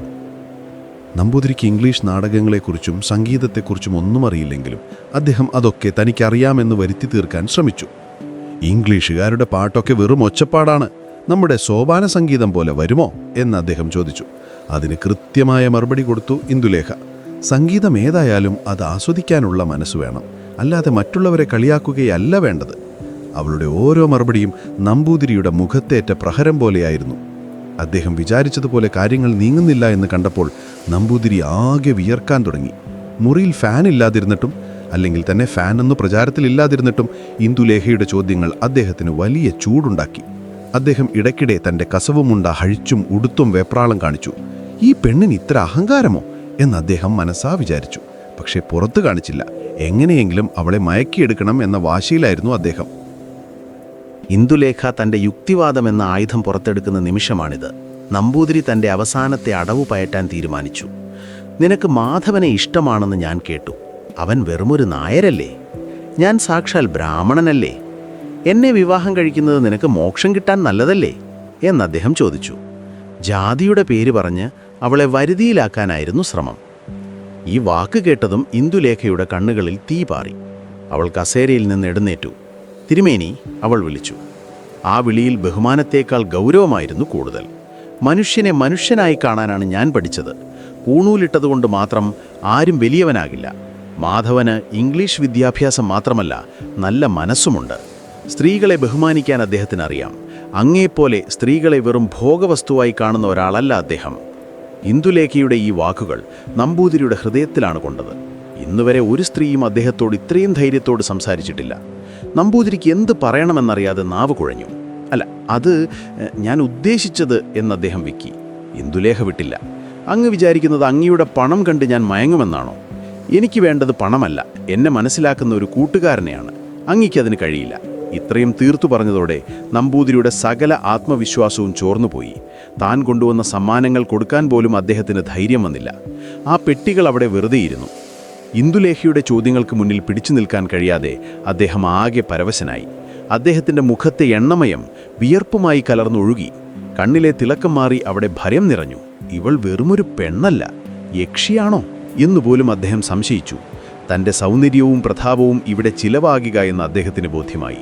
ആ മുറിയിൽ നിന്ന് എങ്ങനെയെങ്കിലും ഒന്ന് പുറത്തു കടന്നാൽ മതിയെന്നായി ചിന്ത. അവസാനം മുഖം രക്ഷിക്കാൻ വേണ്ടി അദ്ദേഹം എഴുന്നേറ്റു. ശരി ശരി, നിനക്കിപ്പോൾ നല്ല സുഖമില്ലെന്ന് തോന്നുന്നു. തലവേദനയുണ്ടോ? ഞാൻ പിന്നീട് വരാം എന്ന് പറഞ്ഞ അദ്ദേഹം തടി തപ്പാൻ നോക്കി. ഇന്ദുലേഖ ഒന്നും മിണ്ടിയില്ല. അവൾ വാതിലിലേക്ക് ചൂണ്ടി. ആ നിൽപ്പ് കണ്ടാൽ സാക്ഷാൽ ദുർഗാദേവിയെ പോലെ തോന്നും.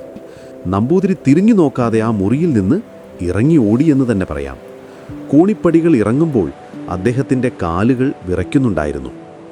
താഴെ ഗോവിന്ദനും കൂട്ടരും ആകാംക്ഷയോടെ കാത്തുനിൽക്കുകയാണ്, നമ്പൂതിരി ജയിച്ചു വരുന്നത് കാണാൻ. പക്ഷേ കോണിപ്പടി ഇറങ്ങി വരുന്ന നമ്പൂതിരിയുടെ മുഖം കണ്ടപ്പോൾ തന്നെ അവർക്ക് കാര്യം മനസ്സിലായി. ആ മുഖത്തു പഴയ ചിരിയില്ല, പകരം വലിയൊരു വിഷാദം. ഗോവിന്ദൻ ഓടിച്ചെന്ന് ചോദിച്ചു, എന്തായി തിരുമേനി, കാര്യം സാധിച്ചോ? നമ്പൂതിരി ചുറ്റും നോക്കി. ആരും കേൾക്കുന്നില്ലെന്ന് ഉറപ്പ് വരുത്തിയിട്ട് പറഞ്ഞു, എടാ ഗോവിന്ദ, അവൾക്ക് വട്ടാണ്. ഇംഗ്ലീഷ് പഠിച്ച അവളുടെ തലയ്ക്കകത്ത് മുഴുവൻ കിറുക്കാണ്. എന്നെ പോലൊരു സുന്ദരനെ വേണ്ടാന്ന് പറയാൻ മാത്രം എന്ത് ധൈര്യം? സത്യത്തിൽ നമ്പൂതിരിക്ക് പറ്റിയ പരാജയം സമ്മതിക്കാൻ അദ്ദേഹത്തിൻ്റെ ഈഗോ അനുവദിച്ചില്ല. അവൾക്ക് എന്നെ കണ്ടപ്പോൾ നാണം വന്നിട്ടൊന്നും മിണ്ടാൻ പറ്റുന്നില്ല എന്ന് അദ്ദേഹം കള്ളം പറഞ്ഞു. പക്ഷേ ഗോവിന്ദന് കാര്യം പിടികിട്ടി. പൂവള്ളി തറവാട്ടിലെ പെൺപുലി നമ്പൂതിരിയെ പഞ്ഞിക്കിട്ടു എന്ന് അയാൾക്ക് മനസ്സിലായി. പക്ഷേ അത് പുറത്തു പറയാൻ പറ്റില്ലല്ലോ. ഈ കൂടിക്കാഴ്ചയോടെ ഇന്ദുലേഖ എന്ന കഥാപാത്രം വായനക്കാരുടെ മനസ്സിൽ ഒരു വിഗ്രഹമായി മാറുകയാണ്. അന്നത്തെ കാലത്തെ പുരുഷമേധാവിത്വത്തിന് നേരെയുള്ള വലിയൊരു അടിയായിരുന്നു ആ സംഭവം. നമ്പൂതിരിയുടെ പരാജയം വെറുമൊരു വ്യക്തിയുടെ പരാജയമല്ല, മറിച്ച് നിരർത്ഥകമായ ജാതി മേൽക്കോയ്മയുടെയും അറിവില്ലായ്മയുടെയും പരാജയമാണ്.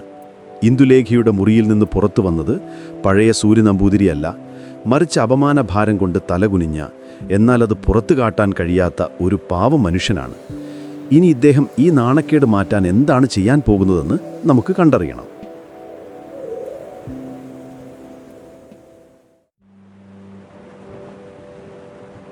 ഇന്ദുലേഖയുടെ മുറിയിൽ നിന്ന് വാലുമുറിഞ്ഞ പട്ടിയെപ്പോലെ ഇറങ്ങി ഓടിയ സൂര്യനമ്പൂതിരി നേരെ ചെന്നത് തൻ്റെ കാര്യസ്ഥനായ ഗോവിന്ദൻ്റെ അടുത്തേക്കാണ്.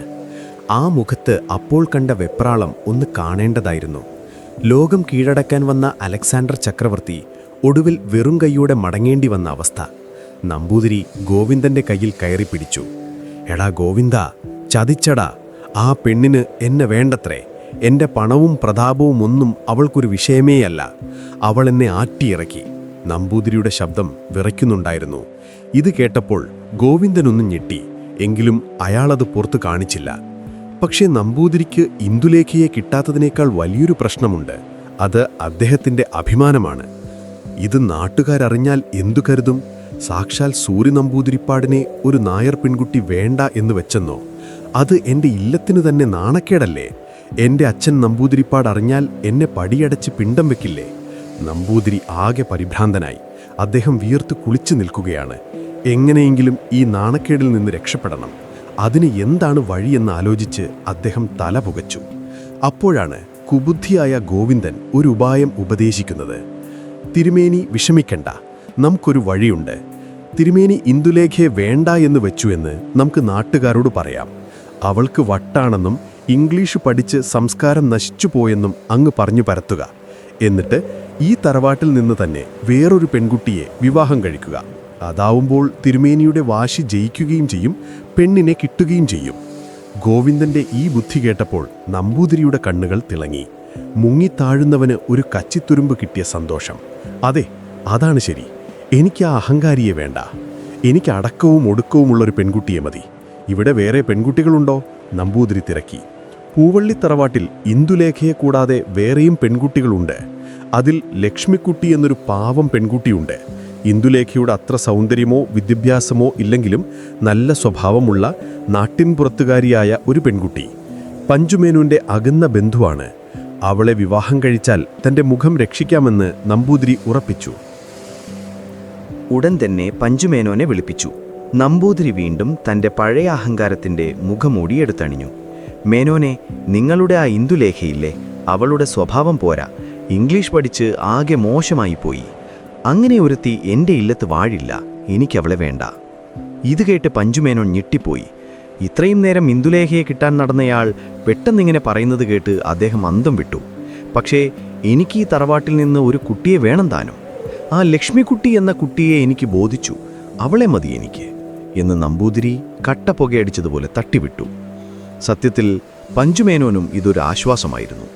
ഇന്ദുലേഖ സമ്മതിക്കില്ല എന്ന് അദ്ദേഹത്തിന് ഏകദേശം ഉറപ്പായിരുന്നു. നമ്പൂതിരി പിണങ്ങിപ്പോയാൽ അത് തറവാടിന് ദോഷമാണ്. അതുകൊണ്ട് ഈ പുതിയ നിർദ്ദേശം അദ്ദേഹം ഇരുകൈയും നീട്ടി സ്വീകരിച്ചു. തിരുമേനിയുടെ ഇഷ്ടം പോലെ എന്ന് പറഞ്ഞ് അദ്ദേഹം തലയാട്ടി. അങ്ങനെ ഒരു പെണ്ണിനെ കാണാൻ വന്ന് അവൾ ഓടിച്ചപ്പോൾ നാണക്കേട് മറക്കാൻ തൊട്ടടുത്തുള്ള മറ്റൊരു പെണ്ണിനെ കെട്ടാൻ തീരുമാനിച്ച ലോകത്തിലെ ആദ്യത്തെ വരനായിരിക്കും സൂര്യൻ നമ്പൂതിരി. വിവാഹത്തിനുള്ള ഒരുക്കങ്ങൾ പെട്ടെന്ന് നടന്നു. ലക്ഷ്മിക്കുട്ടിക്ക് കാര്യങ്ങളൊന്നും വലിയ പിടിയില്ല. കാരണവർ പറയുന്നു, അതുകൊണ്ട് അനുസരിക്കുന്നു. അവൾക്ക് നമ്പൂതിരിയെ കണ്ടപ്പോൾ വലിയ മതിപ്പൊന്നും തോന്നിയില്ലെങ്കിലും വിധിയെ പഴിച്ചുകൊണ്ട് അവൾ സമ്മതിച്ചു. നമ്പൂതിരിയാകട്ടെ താൻ വലിയൊരു യുദ്ധം ജയിച്ച ഭാവത്തിലാണ് നടക്കുന്നത്.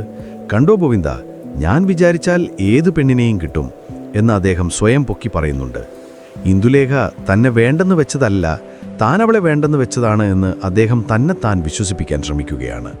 വിവാഹ ചടങ്ങുകൾ വളരെ വേഗത്തിൽ നടന്നു. പൂവള്ളി തറവാട്ടിലെ മുറ്റത്ത് പന്തലുകളൊന്നുമില്ലാതെ വളരെ ലളിതമായിട്ടാണ് കാര്യങ്ങൾ നടന്നത്. എന്നാലും നമ്പൂതിരിയുടെ പ്രതാപത്തിന് കുറവൊന്നും വരുത്തിയില്ല. അദ്ദേഹം പട്ടുവസ്ത്രങ്ങളും ആഭരണങ്ങളും അണിഞ്ഞ് ഒരു രാജാവിനെപ്പോലെ മണ്ഡപത്തിൽ വന്നിരുന്നു. പാവം ലക്ഷ്മിക്കുട്ടി തലകുണിച്ച് അദ്ദേഹത്തിൻ്റെ വരണമാല്യം സ്വീകരിച്ചു. നമ്പൂതിരിയുടെ മുഖത്ത് അപ്പോഴും ആ പഴയ വിഡ്ഢിച്ചിരിയുണ്ട്. ഇടയ്ക്കിടെ അദ്ദേഹം കൂടി നിൽക്കുന്നവരെ നോക്കി ഉറക്കെ പറയും, ഇതാണ് പെണ്ണ്, അടക്കവും ഒടുക്കവുമുള്ള പെണ്ണ്, അല്ലാതെ ഇംഗ്ലീഷ് പുസ്തകം വായിക്കുന്ന അഹങ്കാരികളെ അല്ല എനിക്ക് വേണ്ടത്. ഈ പറച്ചിൽ കേൾക്കുമ്പോൾ തറവാട്ടുകാർക്ക് ചിരി വരുന്നുണ്ടെങ്കിലും ആരും പുറത്തു കാണിച്ചില്ല. ഇന്ദുലേഖ തൻ്റെ മുറിയിലിരുന്ന് ഇതൊക്കെ അറിയുന്നുണ്ടായിരുന്നു. അവൾക്ക് ലക്ഷ്മിക്കുട്ടിയെ ഓർത്ത് സങ്കടം തോന്നി. തന്നെപ്പോലെ പ്രതികരിക്കാൻ കഴിയാത്ത എത്രയോ സ്ത്രീകൾ അക്കാലത്ത് ഇത്തരം വിഡ്ഢികളുടെ കൈകളിൽ അകപ്പെട്ടിട്ടുണ്ടാകും എന്ന് അവൾ ചിന്തിച്ചു. എങ്കിലും തനിക്ക് നേരെയുള്ള വലിയൊരാപത്ത് ഒഴിഞ്ഞുപോയതിൻ്റെ ആശ്വാസം അവൾക്കുണ്ടായിരുന്നു. നമ്പൂതിരി തന്നെ ഉപേക്ഷിച്ചതാണെന്ന നുണ പ്രചരിക്കുന്നത് അവൾക്ക് ഒരു പ്രശ്നമായിരുന്നില്ല. സത്യം അറിയേണ്ടവർക്ക് അറിയാമല്ലോ. വിവാഹം കഴിഞ്ഞ് നമ്പൂതിരിയും പുതിയ ഭാര്യയും അന്ന് തന്നെ യാത്ര തിരിക്കാൻ തീരുമാനിച്ചു. പഞ്ചുമേനോൻ നൽകിയ സമ്മാനങ്ങളും ലക്ഷ്മിക്കുട്ടിയുടെ സ്ത്രീധനവുമൊക്കെയായി വലിയൊരു ഘോഷയാത്ര തന്നെയാണ് തയ്യാറായത്. പല്ലക്കിൽ കയറുന്നതിന് മുൻപ് നമ്പൂതിരി പഞ്ചുമേനോൻ്റെ കൈ പിടിച്ചു പറഞ്ഞു, മേനോനെ, നിങ്ങളുടെ തറവാടിൻ്റെ മാനം ഞാൻ രക്ഷിച്ചു. ആ ഇന്ദുലേഖയെ ഞാൻ കെട്ടിയിരുന്നെങ്കിൽ നാളെ അവൾ എൻ്റെ ഇല്ലത്ത് ചെന്ന് ഇംഗ്ലീഷ് പ്രസംഗം നടത്തി നാണം കെടുത്തിയനെ. ഭാഗ്യം. സ്വന്തം തോൽവിയെ ഇത്ര ഭംഗിയായി ന്യായീകരിക്കാൻ ഇദ്ദേഹത്തിന് മാത്രമേ കഴിയൂ. പല്ലക്ക് യാത്ര തുടങ്ങി. കൂടെ ലക്ഷ്മിക്കുട്ടിയും വേലക്കാരും നടക്കുന്നു. വഴിയിലുടനീളം നമ്പൂതിരി നാട്ടുകാരോട് വിളിച്ചു പറയുന്നുണ്ടായിരുന്നു, ഞാൻ പൂവള്ളിയിലെ ലക്ഷ്മിക്കുട്ടിയെ വേളി കഴിച്ചു. ഇന്ദുലേഖയെ എനിക്ക് ബോധിച്ചില്ല. ഇത് കേട്ട് നാട്ടുകാർ അത്ഭുതപ്പെട്ടു. ഇത്രയും സൗന്ദര്യമുള്ള ഇന്ദുലേഖയെ വേണ്ടെന്ന് വയ്ക്കാൻ മാത്രം എന്തു കുഴപ്പമാണ് അവൾക്കുള്ളത്? നമ്പൂതിരിയുടെ കള്ളത്തരങ്ങൾ നാട്ടിൽ പാട്ടായി. എന്നാൽ ഇന്ദുലേഖയെക്കുറിച്ച് മോശമായി സംസാരിക്കുന്നത് കേൾക്കാൻ മാധവന്റെ സുഹൃത്തുക്കൾക്ക് തീരെ ഇഷ്ടപ്പെട്ടില്ല. ഈ വാർത്ത കാട്ടുതീ പോലെ പടർന്ന് ദൂരെ മാറി താമസിക്കുന്ന മാധവന്റെ ചെവിയിലും എത്താൻ പോവുകയാണ്.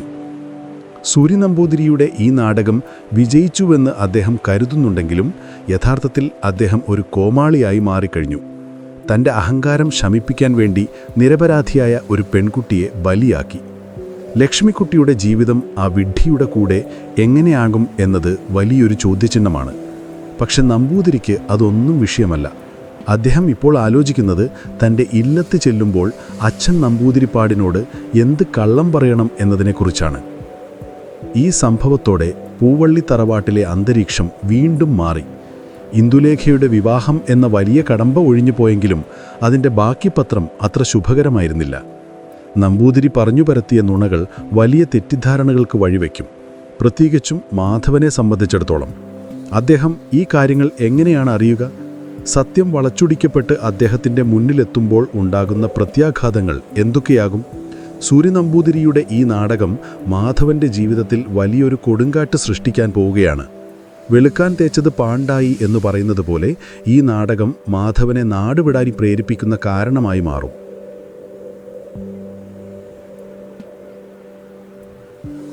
നമ്മുടെ കഥയുടെ ഗതിവിഗതികൾ തന്നെ മാറ്റിമറിച്ച ഏറ്റവും വേദനാജനകമായൊരു അധ്യായത്തിലേക്കാണ് നാം ഇപ്പോൾ കടക്കുന്നത്. പൂവള്ളി തറവാട്ടിൽ നടന്ന നാടകീയമായ വിവാഹവും സൂര്യൻ നമ്പൂതിരിയുടെ കള്ളത്തരങ്ങളും മാധവൻ അറിയുന്നത് വളരെ വിചിത്രമായൊരു സാഹചര്യത്തിലാണ്. മാധവൻ അപ്പോൾ തൻ്റെ തറവാട്ടിൽ നിന്ന് മാറി അടുത്തുള്ളൊരു സുഹൃത്തിൻ്റെ വീട്ടിൽ താമസിക്കുകയായിരുന്നു എന്ന് നാം നേരത്തെ കണ്ടല്ലോ. അമ്മാവൻ്റെ ദേഷ്യം മാറട്ടെ എന്ന് കരുതിയാണ് അദ്ദേഹം അവിടെ തുടർന്നത്. എന്നാൽ ആ കാത്തിരിപ്പ് അദ്ദേഹത്തിൻ്റെ ജീവിതത്തിലെ ഏറ്റവും വലിയ ദുരന്തത്തിലേക്കാണ് വാതിൽ തുറന്നത്. സംഭവം നടക്കുന്ന ദിവസം വൈകുന്നേരം മാധവൻ സുഹൃത്തായ ഗോവിന്ദൻ കുട്ടിമേനോൻ്റെ വീടിൻ്റെ പൂമുഖത്ത് ഉലാത്തുകയായിരുന്നു. മനസ്സ് നിറയെ ആശങ്കകളാണ്. ഇന്ദുലേഖ അവിടെ ഒറ്റയ്ക്ക് സൂര്യൻ നമ്പൂതിരിയെ നേരിടുന്നതോർക്കുമ്പോൾ അദ്ദേഹത്തിന് സമാധാനമില്ല. ഇടയ്ക്കിടെ അദ്ദേഹം വഴിയിലേക്ക് നോക്കും, ആരെങ്കിലും തറവാട്ടിൽ നിന്ന് വാർത്തയുമായി വരുന്നുണ്ടോ എന്നറിയാൻ. അപ്പോഴാണ് ആ വഴിയിലൂടെ പോയ ചില വഴിയാത്രക്കാരുടെ സംസാരം മാധവൻ്റെ ചെവിയിൽ വീഴുന്നത്. അവർ ഉറക്കെ സംസാരിച്ചുകൊണ്ടാണ് പോകുന്നത്. അപ്പോൾ സംഗതി സത്യമാണ്. പൂവള്ളിയിൽ കല്യാണം കഴിഞ്ഞു, ആ നമ്പൂതിരി പെണ്ണിനെയും കൊണ്ട് പോയി. ഈ വാചകം കേട്ടതും മാധവൻ്റെ നെഞ്ചിലൊരു ഇടിവാൾ വെട്ടിയതുപോലെയായി. അദ്ദേഹം ഓടിച്ചെന്ന് ആ യാത്രക്കാരോട് കാര്യം തിരക്കി. ഏത് പെണ്ണിനെയാണ് കൊണ്ടുപോയത്? ആരാണ് കല്യാണം കഴിച്ചത്? മാധവൻ്റെ വെപ്രാളം കണ്ട് അവർക്ക് കാര്യം പിടികിട്ടിയില്ല. അവർ കേട്ടുകേൾവി വെച്ച് പറഞ്ഞു, അതറിയില്ലേ, പൂവള്ളിയിലെ ആ സുന്ദരിയായ പെൺകുട്ടിയില്ലേ, ഇംഗ്ലീഷൊക്കെ പഠിച്ച കുട്ടി, അവളെ ആ വലിയ നമ്പൂതിരി വേളി കഴിച്ചുകൊണ്ടുപോയി. സത്യത്തിൽ നാട്ടുകാർക്കും കാര്യങ്ങളെക്കുറിച്ച് വ്യക്തമായ ധാരണയില്ലായിരുന്നു. ലക്ഷ്മിക്കുട്ടിയാണ് വധു എന്ന് പലർക്കും അറിയില്ല. നമ്പൂതിരിയുടെ ഘോഷയാത്ര കണ്ടവർ കരുതിയത് അത് ഇന്ദുലേഖയാണെന്നാണ്. പോരാത്തതിന് ഇന്ദുലേഖയെ എനിക്ക് ബോധിച്ചില്ല എന്ന് നമ്പൂതിരി വിളിച്ചു പറഞ്ഞത് ഇന്ദുലേഖയെ ഞാൻ സ്വന്തമാക്കി എന്ന രീതിയിലാണ് പലരും തെറ്റിദ്ധരിച്ചത്. മാധവൻ്റെ ലോകം അവിടെ തകർന്നു വീണു. കാലിനടിയിലെ മണ്ണൊലിച്ചു പോകുന്നത് പോലെ അദ്ദേഹത്തിന് തോന്നി. താൻ ജീവന് തുല്യം സ്നേഹിച്ച, തനിക്കു വേണ്ടി ജീവിക്കുമെന്ന് ഉറപ്പു നൽകിയ ഇന്ദുലേഖ വെറുമൊരു പണക്കാരനായ നമ്പൂതിരിയുടെ കൂടെ പോയി എന്ന് വിശ്വസിക്കാൻ അദ്ദേഹത്തിൻ്റെ യുക്തി അനുവദിച്ചില്ല. പക്ഷെ കല്യാണം കഴിഞ്ഞുവെന്ന വാർത്ത സത്യമാണ്. ഘോഷയാത്ര പോയതും സത്യമാണ്. മാധവൻ്റെ മനസ്സ് വല്ലാതെ കലങ്ങിമറിഞ്ഞു. പെണ്ണുങ്ങൾ ചഞ്ചലചിത്തരാണെന്ന് പണ്ടേതോ കവി പറഞ്ഞത് സത്യമാണോ എന്ന് അദ്ദേഹം ചിന്തിച്ചുപോയി. അമ്മാവൻ്റെ ഭീഷണിയും നമ്പൂതിരിയുടെ പണവും ഇന്ദുലേഖയെ മാറ്റിക്കളഞ്ഞോ? അദ്ദേഹം വേച്ച് സുഹൃത്തിൻ്റെ അടുത്തേക്ക് ചെന്നു. മുഖമാകെ വിളറിയിരുന്നു. ഗോവിന്ദ, എല്ലാം കഴിഞ്ഞു, അവൾ എന്നെ ചതിച്ചു എന്ന് മാത്രമേ അദ്ദേഹത്തിന് പറയാൻ കഴിഞ്ഞുള്ളൂ.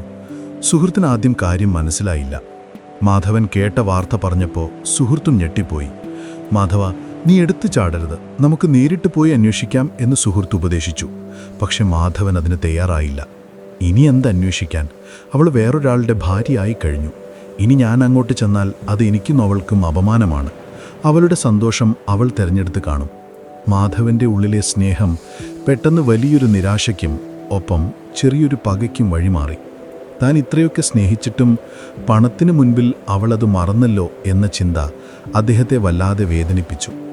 ഇന്ദുലേഖ അപ്പോഴും മാധവനെ തന്നെ കാത്തിരിക്കുകയാണെന്നും നടന്നത് വേറൊരു വിവാഹമാണെന്നും അറിയാതെ തെറ്റിദ്ധാരണയുടെ കരിനിഴലിൽ മാധവൻ ഉഴലാൻ തുടങ്ങി. ആ രാത്രി മാധവൻ ഉറങ്ങാൻ കഴിഞ്ഞില്ല. പൂവള്ളി തറവാട്ടിലെ ഓർമ്മകൾ അദ്ദേഹത്തെ വേട്ടയാടി. ഇന്ദുലേഖയുടെ ചിരിയും വർത്തമാനങ്ങളുമെല്ലാം ഇപ്പോൾ അദ്ദേഹത്തെ കൊലപ്പെടുത്തുന്ന ആയുധങ്ങൾ പോലെ തോന്നി. മാധവൻ അപ്പോൾ തന്നെ ഒരു തീരുമാനമെടുത്തു. ഇനി ഈ നാട്ടിൽ നിൽക്കരുത്. ഇവിടെ നിൽക്കുന്ന ഓരോ നിമിഷവും താൻ അപമാനിക്കപ്പെടുകയാണ്.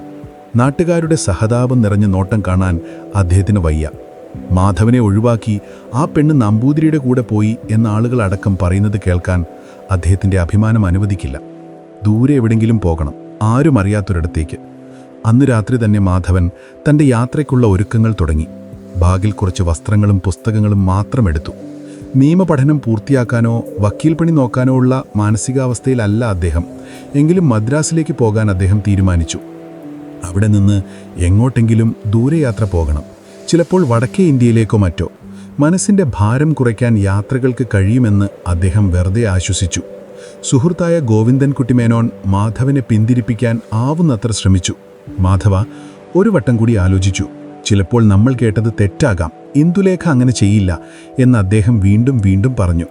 പക്ഷേ മുറിവേറ്റ സിംഹത്തെ പോലെയായിരുന്നു മാധവൻ. ഇല്ല, ഇനി ഒന്നും ആലോചിക്കാനില്ല. അമ്മാവൻ്റെ വാശി ജയിച്ചു. അവൾക്ക് നല്ലൊരു ജീവിതം കിട്ടട്ടെ. ഞാൻ എൻ്റെ വഴിയെ പോകുന്നു. മാധവൻ്റെ വാക്കുകളിൽ ഉറച്ച തീരുമാനമുണ്ടായിരുന്നു. സത്യത്തിൽ താൻ നേരിട്ട് പോയി സത്യം മനസ്സിലാക്കിയിരുന്നെങ്കിൽ ഒഴിവാക്കാമായിരുന്ന വലിയൊരു വിരഹത്തിലേക്കാണ് അദ്ദേഹം സ്വയം എടുത്തു ചാടുന്നത്.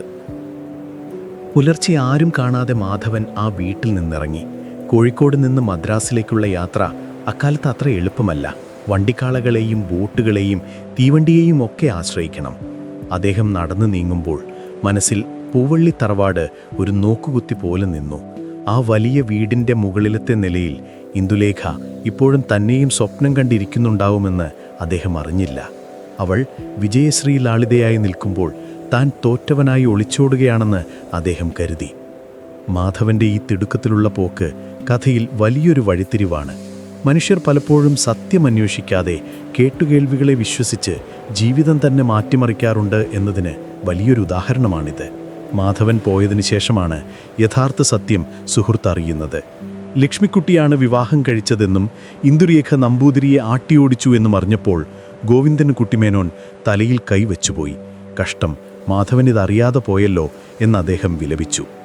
അദ്ദേഹം ഉടൻ തന്നെ മാധവനെ അറിയിക്കാൻ ആളുകളെ അയച്ചെങ്കിലും അപ്പോഴേക്കും മാധവൻ ഏറെ ദൂരം പിന്നിട്ടിരുന്നു. പഴയകാലമായതുകൊണ്ട് മൊബൈൽ ഫോണോ ഇൻ്റർനെറ്റോ ഇല്ലല്ലോ വിളിച്ചു പറയാൻ. ഒരു കത്തെഴുതിയാൽ അത് കിട്ടാൻ ആഴ്ചകളെടുക്കും. അങ്ങനെ ചെറിയൊരു ആശയവിനിമയത്തിൻ്റെ അഭാവം രണ്ട് സ്നേഹിക്കുന്ന മനസ്സുകളെ രണ്ട് ദിശകളിലേക്ക് കൊണ്ടുപോയി. യാത്രയിലുടനീളം മാധവൻ ഇന്ദുലേഖയ്ക്കൊരു കത്തെഴുതുന്നതിനെക്കുറിച്ച് ആലോചിച്ചു. തൻ്റെ സങ്കടവും പ്രതിഷേധവും അറിയിച്ചുകൊണ്ടൊരു കത്ത്. നീ എന്തിനാണ് എന്നോടിത് ചെയ്തത് എന്ന് ചോദിക്കുന്ന കത്ത്. പക്ഷെ പേനയെടുക്കുമ്പോഴെല്ലാം കൈമിറയ്ക്കുന്നു. അവിടെ കുറ്റപ്പെടുത്താൻ അദ്ദേഹത്തിന് കഴിയുന്നില്ല. അവൾ പെണ്ണല്ലേ, കാരണവരുടെ നിർബന്ധത്തിന് വഴങ്ങിപ്പോയതാകുമെന്ന് അദ്ദേഹം സ്വയം ന്യായീകരിച്ചു. എങ്കിലും ഉള്ളിലെ നീറ്റൽ വാറുന്നില്ല. ഈ യാത്ര മാധവനെ സംബന്ധിച്ചിടത്തോളം വെറുമൊരു നാടുവിടലല്ല, മറിച്ച് സ്വന്തം സ്വത്വത്തെ തേടിയുള്ളൊരു യാത്ര കൂടിയാണ്. പ്രണയം നഷ്ടപ്പെട്ടാൽ പിന്നെ ജീവിതത്തിന് എന്താണ് അർത്ഥമെന്ന ചോദ്യം അദ്ദേഹത്തെ അലട്ടുന്നുണ്ട്. പക്ഷേ ഈ യാത്ര അദ്ദേഹത്തിന് പുതിയ കാഴ്ചകളും അനുഭവങ്ങളും നൽകും. പുറം ലോകത്തെ വിശാലമായ സത്യങ്ങൾ കാണുമ്പോൾ തൻ്റെ സങ്കടം എത്ര ചെറുതാണെന്ന് അദ്ദേഹം വൈകാതെ തിരിച്ചറിയും. എങ്കിലും ഇപ്പോൾ ഈ നിമിഷം തീവണ്ടിയുടെ ജനാലയിലൂടെ പുറത്തേക്ക് നോക്കിയിരിക്കുമ്പോൾ മാധവൻ്റെ കവിളിലൂടെ ഒരു തുള്ളി കണ്ണീർ ഒഴുകിയിറങ്ങുന്നുണ്ട്. അത് ഇന്ദുലേഖയ്ക്കു വേണ്ടിയുള്ളതാണ്. അവൾ തൻ്റേതല്ലാതായി എന്ന് തെറ്റിദ്ധരിച്ച ഒരു കാമുകൻ്റെ കണ്ണീർ.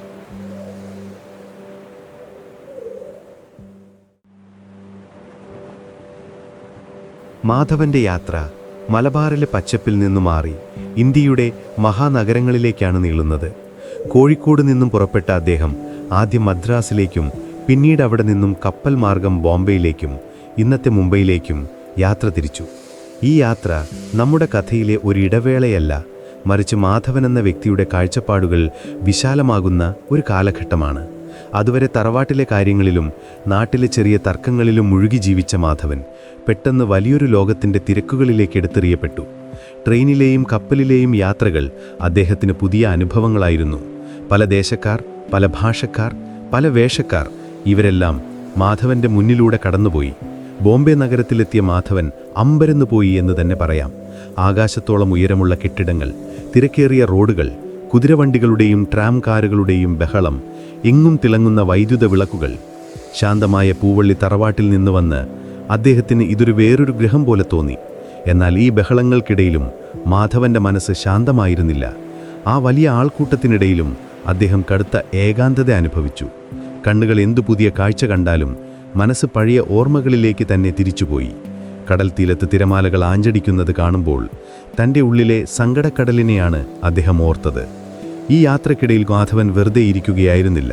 അദ്ദേഹത്തിൻ്റെ ബുദ്ധി എപ്പോഴും പ്രവർത്തന സജ്ജമായിരുന്നു. യാത്രയിൽ പരിചയപ്പെട്ട പലരുമായും അദ്ദേഹം ചർച്ചകളിലേർപ്പെട്ടു. അതിൽ പ്രധാനപ്പെട്ടത് മതത്തെയും വിശ്വാസത്തെയും കുറിച്ചുള്ള ചർച്ചകളായിരുന്നു. അക്കാലത്ത് ഇംഗ്ലീഷ് വിദ്യാഭ്യാസം നേടിയ യുവാക്കൾക്കിടയിൽ നിരീശ്വരവാദം അല്ലെങ്കിൽ യുക്തിവാദം വലിയ ചർച്ചാ വിഷയമായിരുന്നു. മാധവനും ഒട്ടും പിന്നിലായിരുന്നില്ല. ദൈവമുണ്ടോ ഇല്ലയോ എന്നതല്ല, മനുഷ്യൻ നന്നാകുന്നുണ്ടോ എന്നതാണ് പ്രധാനം എന്ന രീതിയിലുള്ള മാധവൻ്റെ വാദങ്ങൾ കേട്ട് കൂടെയുണ്ടായിരുന്ന പല പണ്ഡിതന്മാരും അന്തം വിട്ടുപോയി. ചില ചരിത്രകാരന്മാർ ഇന്നും നിരീക്ഷിക്കുന്നത് ചന്തുമേനോൻ തൻ്റെ സ്വന്തം യുക്തിചിന്തകളും മതത്തോടുള്ള വിമർശനപരമായ കാഴ്ചപ്പാടും മാധവനിലൂടെ അവതരിപ്പിക്കുകയായിരുന്നു എന്നാണ്. മാധവൻ വെറുമൊരു കാമുകനല്ല, ചിന്തിക്കുന്ന ഒരു സാമൂഹിക പരിഷ്കർത്താവ് കൂടിയാണെന്ന് ഈ യാത്ര തെളിയിച്ചു. ബോംബെയിലെ തെരുവുകളിൽ കൂടി നടക്കുമ്പോൾ അവിടുത്തെ സ്ത്രീകളെ മാധവൻ ശ്രദ്ധിച്ചു. മനോഹരമായി വസ്ത്രം ധരിച്ച് പരിഷ്കാരികളായ പാഴ്സി സ്ത്രീകളെയും ഗുജറാത്തി സ്ത്രീകളെയും ഒക്കെ അദ്ദേഹം കണ്ടു. അവരുടെ സ്വാതന്ത്ര്യവും പുതുസ്ഥലങ്ങളിൽ അവർ പെരുമാറുന്ന രീതിയും അദ്ദേഹത്തെ ആകർഷിച്ചു. പക്ഷെ അപ്പോഴെല്ലാം അദ്ദേഹത്തിൻ്റെ മനസ്സ് ഒരു താരതമ്യം നടത്തുകയായിരുന്നു. ഇവരെല്ലാം സുന്ദരികളാണ്, പക്ഷേ എൻ്റെ ഇന്ദുലേഖയുടെ ആ തൻ്റെടവും ബുദ്ധിത്തിളക്കവും ഇവർക്കുണ്ടോ എന്ന് അദ്ദേഹം സ്വയം ചോദിച്ചു. ലോകത്തിലെ ഏത് സുന്ദരിയെ കണ്ടാലും ഇന്ദുലേഖയുടെ അടുത്തുപോലും വരില്ല എന്ന വിശ്വാസം അദ്ദേഹത്തിൽ കൂടുതൽ ഉറച്ചു. അത് അദ്ദേഹത്തിൻ്റെ സങ്കടം ഇരട്ടിയാക്കാനേ ഉപകരിച്ചുള്ളൂ. അദ്ദേഹം അവിടെയുള്ള പല പ്രമുഖരെയും സന്ദർശിച്ചു, കലയും സാഹിത്യവും ചർച്ച ചെയ്തു. പക്ഷേ രാത്രിയാകുമ്പോൾ അദ്ദേഹം തൻ്റെ മുറിയിൽ തനിച്ചാകും. ജനാലയിലൂടെ ബോംബെ നഗരത്തിൻ്റെ വെളിച്ചം കാണാം. അവളിപ്പോൾ എന്തു ചെയ്യുകയാകും? ആ നമ്പൂതിരിയുടെ കൂടെ സന്തോഷമായിരിക്കുമോ എന്ന ചിന്ത അദ്ദേഹത്തെ ഉറങ്ങാൻ അനുവദിച്ചില്ല. ഒരു വശത്ത് അവളെ വെറുക്കാൻ ശ്രമിക്കുമ്പോഴും മറുവശത്ത് അവളോടുള്ള പ്രണയം കെടാതെ നിൽക്കുന്നു. മാധവൻ ഒരു ഡയറി എഴുതുന്ന ശീലം തുടങ്ങിയിരുന്നു. അതിൽ അദ്ദേഹം കുറിച്ചിട്ട വരികൾ ഹൃദയഭേദകമായിരുന്നു. ലോകം എത്ര വലുതാണെന്ന് ഞാൻ അറിയുന്നു, പക്ഷേ എൻ്റെ ലോകം നഷ്ടപ്പെട്ടിരിക്കുന്നു. ഇതിനിടയിൽ മാധവൻ്റെ അച്ഛൻ ഗോവിന്ദ പണിക്കർ മദ്രാസിലുണ്ട്. അദ്ദേഹം മകനെ കാണാൻ ആഗ്രഹിക്കുന്നുണ്ടായിരുന്നു. മാധവൻ അച്ഛനെ കണ്ട് കാര്യങ്ങൾ വിശദീകരിച്ചു. പക്ഷേ ഇന്ദുലേഖയെക്കുറിച്ചുള്ള സത്യാവസ്ഥ അപ്പോഴും മാധവൻ അറിയില്ലായിരുന്നു. അച്ഛൻ മകനെ ആശ്വസിപ്പിക്കാൻ ശ്രമിച്ചു. വിധിയെന്ന് കരുതി സമാധാനിക്കുമോനെ, നിനക്ക് ഇനിയും നല്ലൊരു ഭാവി ബാക്കിയുണ്ട് എന്ന് അദ്ദേഹം ഉപദേശിച്ചു. പക്ഷേ വിധിയെ പഴിക്കാൻ മാധവൻ തയ്യാറായിരുന്നില്ല. മനുഷ്യൻ്റെ അറിവില്ലായ്മയും ദുർവാശിയുമാണ് തൻ്റെ ജീവിതം തകർത്തതെന്ന് അദ്ദേഹം വിശ്വസിച്ചു. മാധവൻ ബോംബെയിൽ നിന്ന് കൽക്കത്തയിലേക്ക് പോകാൻ പ്ലാൻ ചെയ്തു. ഇനിയും ദൂരേക്ക് പോകണം, ഓർമ്മകൾക്ക് വരാൻ കഴിയാത്തത്ര ദൂരേക്ക്. അദ്ദേഹം കപ്പൽ ടിക്കറ്റ് അന്വേഷിക്കാൻ തുടങ്ങി. പക്ഷേ വിധി മാധവന് വേണ്ടി വേറൊരു ടിക്കറ്റ് കരുതി വച്ചിട്ടുണ്ടായിരുന്നു. അത് മടക്കയാത്രയ്ക്കുള്ള ടിക്കറ്റായിരുന്നു. ആ വഴിത്തിരിവുണ്ടായത് തികച്ചും അപ്രതീക്ഷിതമായിട്ടാണ്. ബോംബെയിൽ ഒരു വൈകുന്നേരം മാധവൻ തൻ്റെ താമസ സ്ഥലത്ത് വിശ്രമിക്കുകയായിരുന്നു. അപ്പോഴാണ് ഒരു പോസ്റ്റ്മാൻ അവിടെ വരുന്നത്. മാധവൻ്റെ പേരിൽ ഒരു ടെലഗ്രാം കമ്പി സന്ദേശം വന്നിരിക്കുന്നു. അക്കാലത്ത് കമ്പി വരുന്നത് സാധാരണയായി അത്യാഹിതങ്ങൾ സംഭവിക്കുമ്പോഴാണ്. മാധവൻ്റെ കൈകൾ വിറച്ചു. കറവാട്ടിൽ ആർക്കെങ്കിലും എന്തെങ്കിലും സംഭവിച്ചോ? അമ്മാവന് വല്ലതും പറ്റിയോ? ഭയത്തോടെ അദ്ദേഹം ആ കടലാസ് തുറന്നു. അത് അയച്ചിരിക്കുന്നത് മലബാറിൽ നിന്ന് അദ്ദേഹത്തിൻ്റെ വിശ്വസ്തനായ സുഹൃത്ത് ഗോവിന്ദൻകുട്ടി മേനോനാണ്. ആ സന്ദേശത്തിലെ വരികൾ വായിച്ച മാധവൻ തൻ്റെ കണ്ണുകളെ വിശ്വസിക്കാൻ കഴിഞ്ഞില്ല.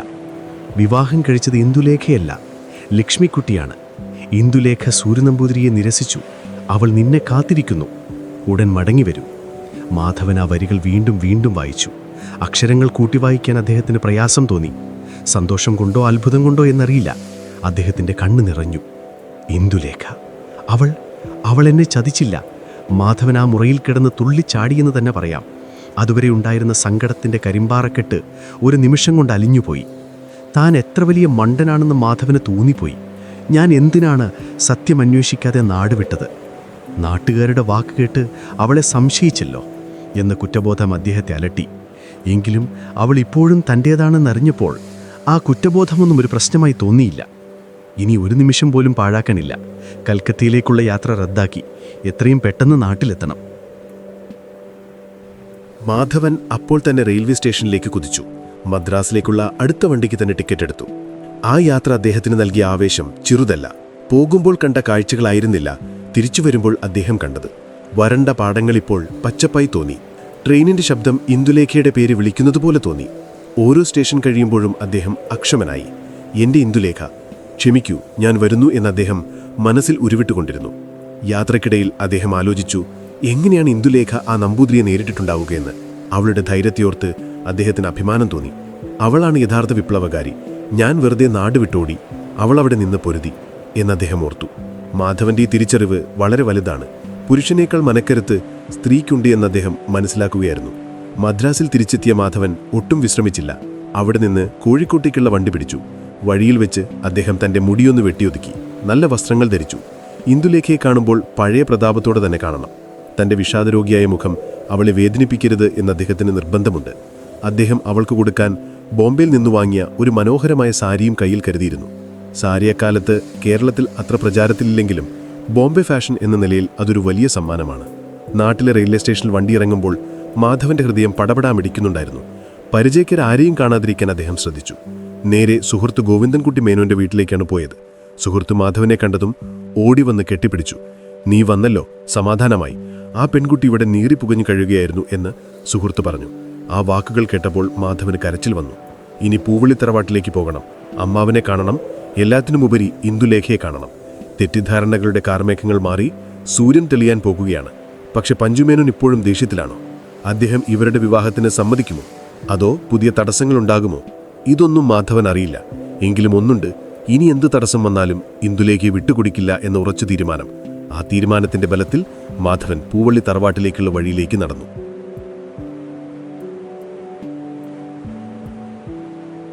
തെറ്റിദ്ധാരണകളുടെയും വേർപാടിൻ്റെയും കരുനിഴലുകൾ മാറി പൂവള്ളി തറവാട്ടിൽ വീണ്ടും സൂര്യൻ ഉദിക്കാൻ പോവുകയാണ്.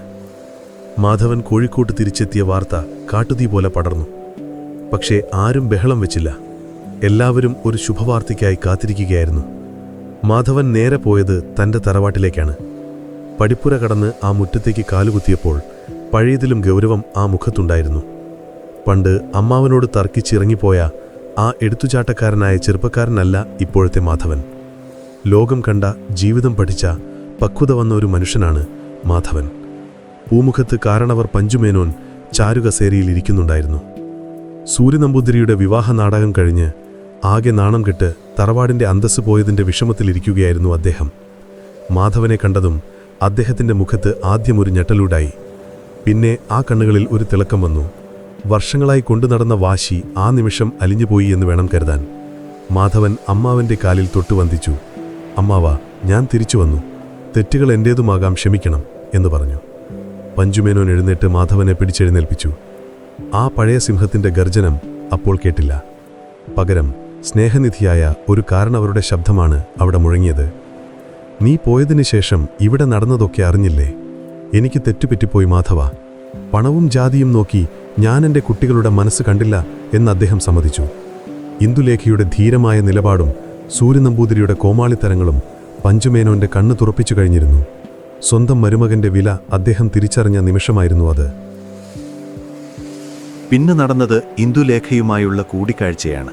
അത് വെറുമൊരു സിനിമാ സ്റ്റൈൽ പ്രണയരംഗമായിരുന്നില്ല.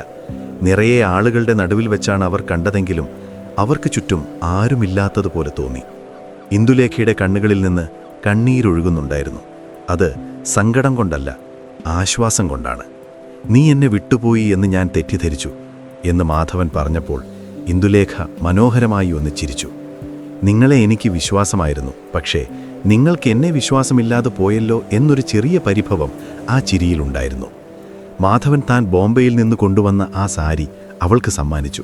പണ്ട് സൂര്യൻ നമ്പൂതിരി കൊണ്ടുവന്ന പെട്ടിക്കണക്കിന് സ്വർണത്തേക്കാൾ വിലയുണ്ട് മാധവൻ നൽകിയ ആ ചെറിയ സമ്മാനത്തിനെന്ന് അവിടെ കൂടിയവർക്കെല്ലാം മനസ്സിലായി.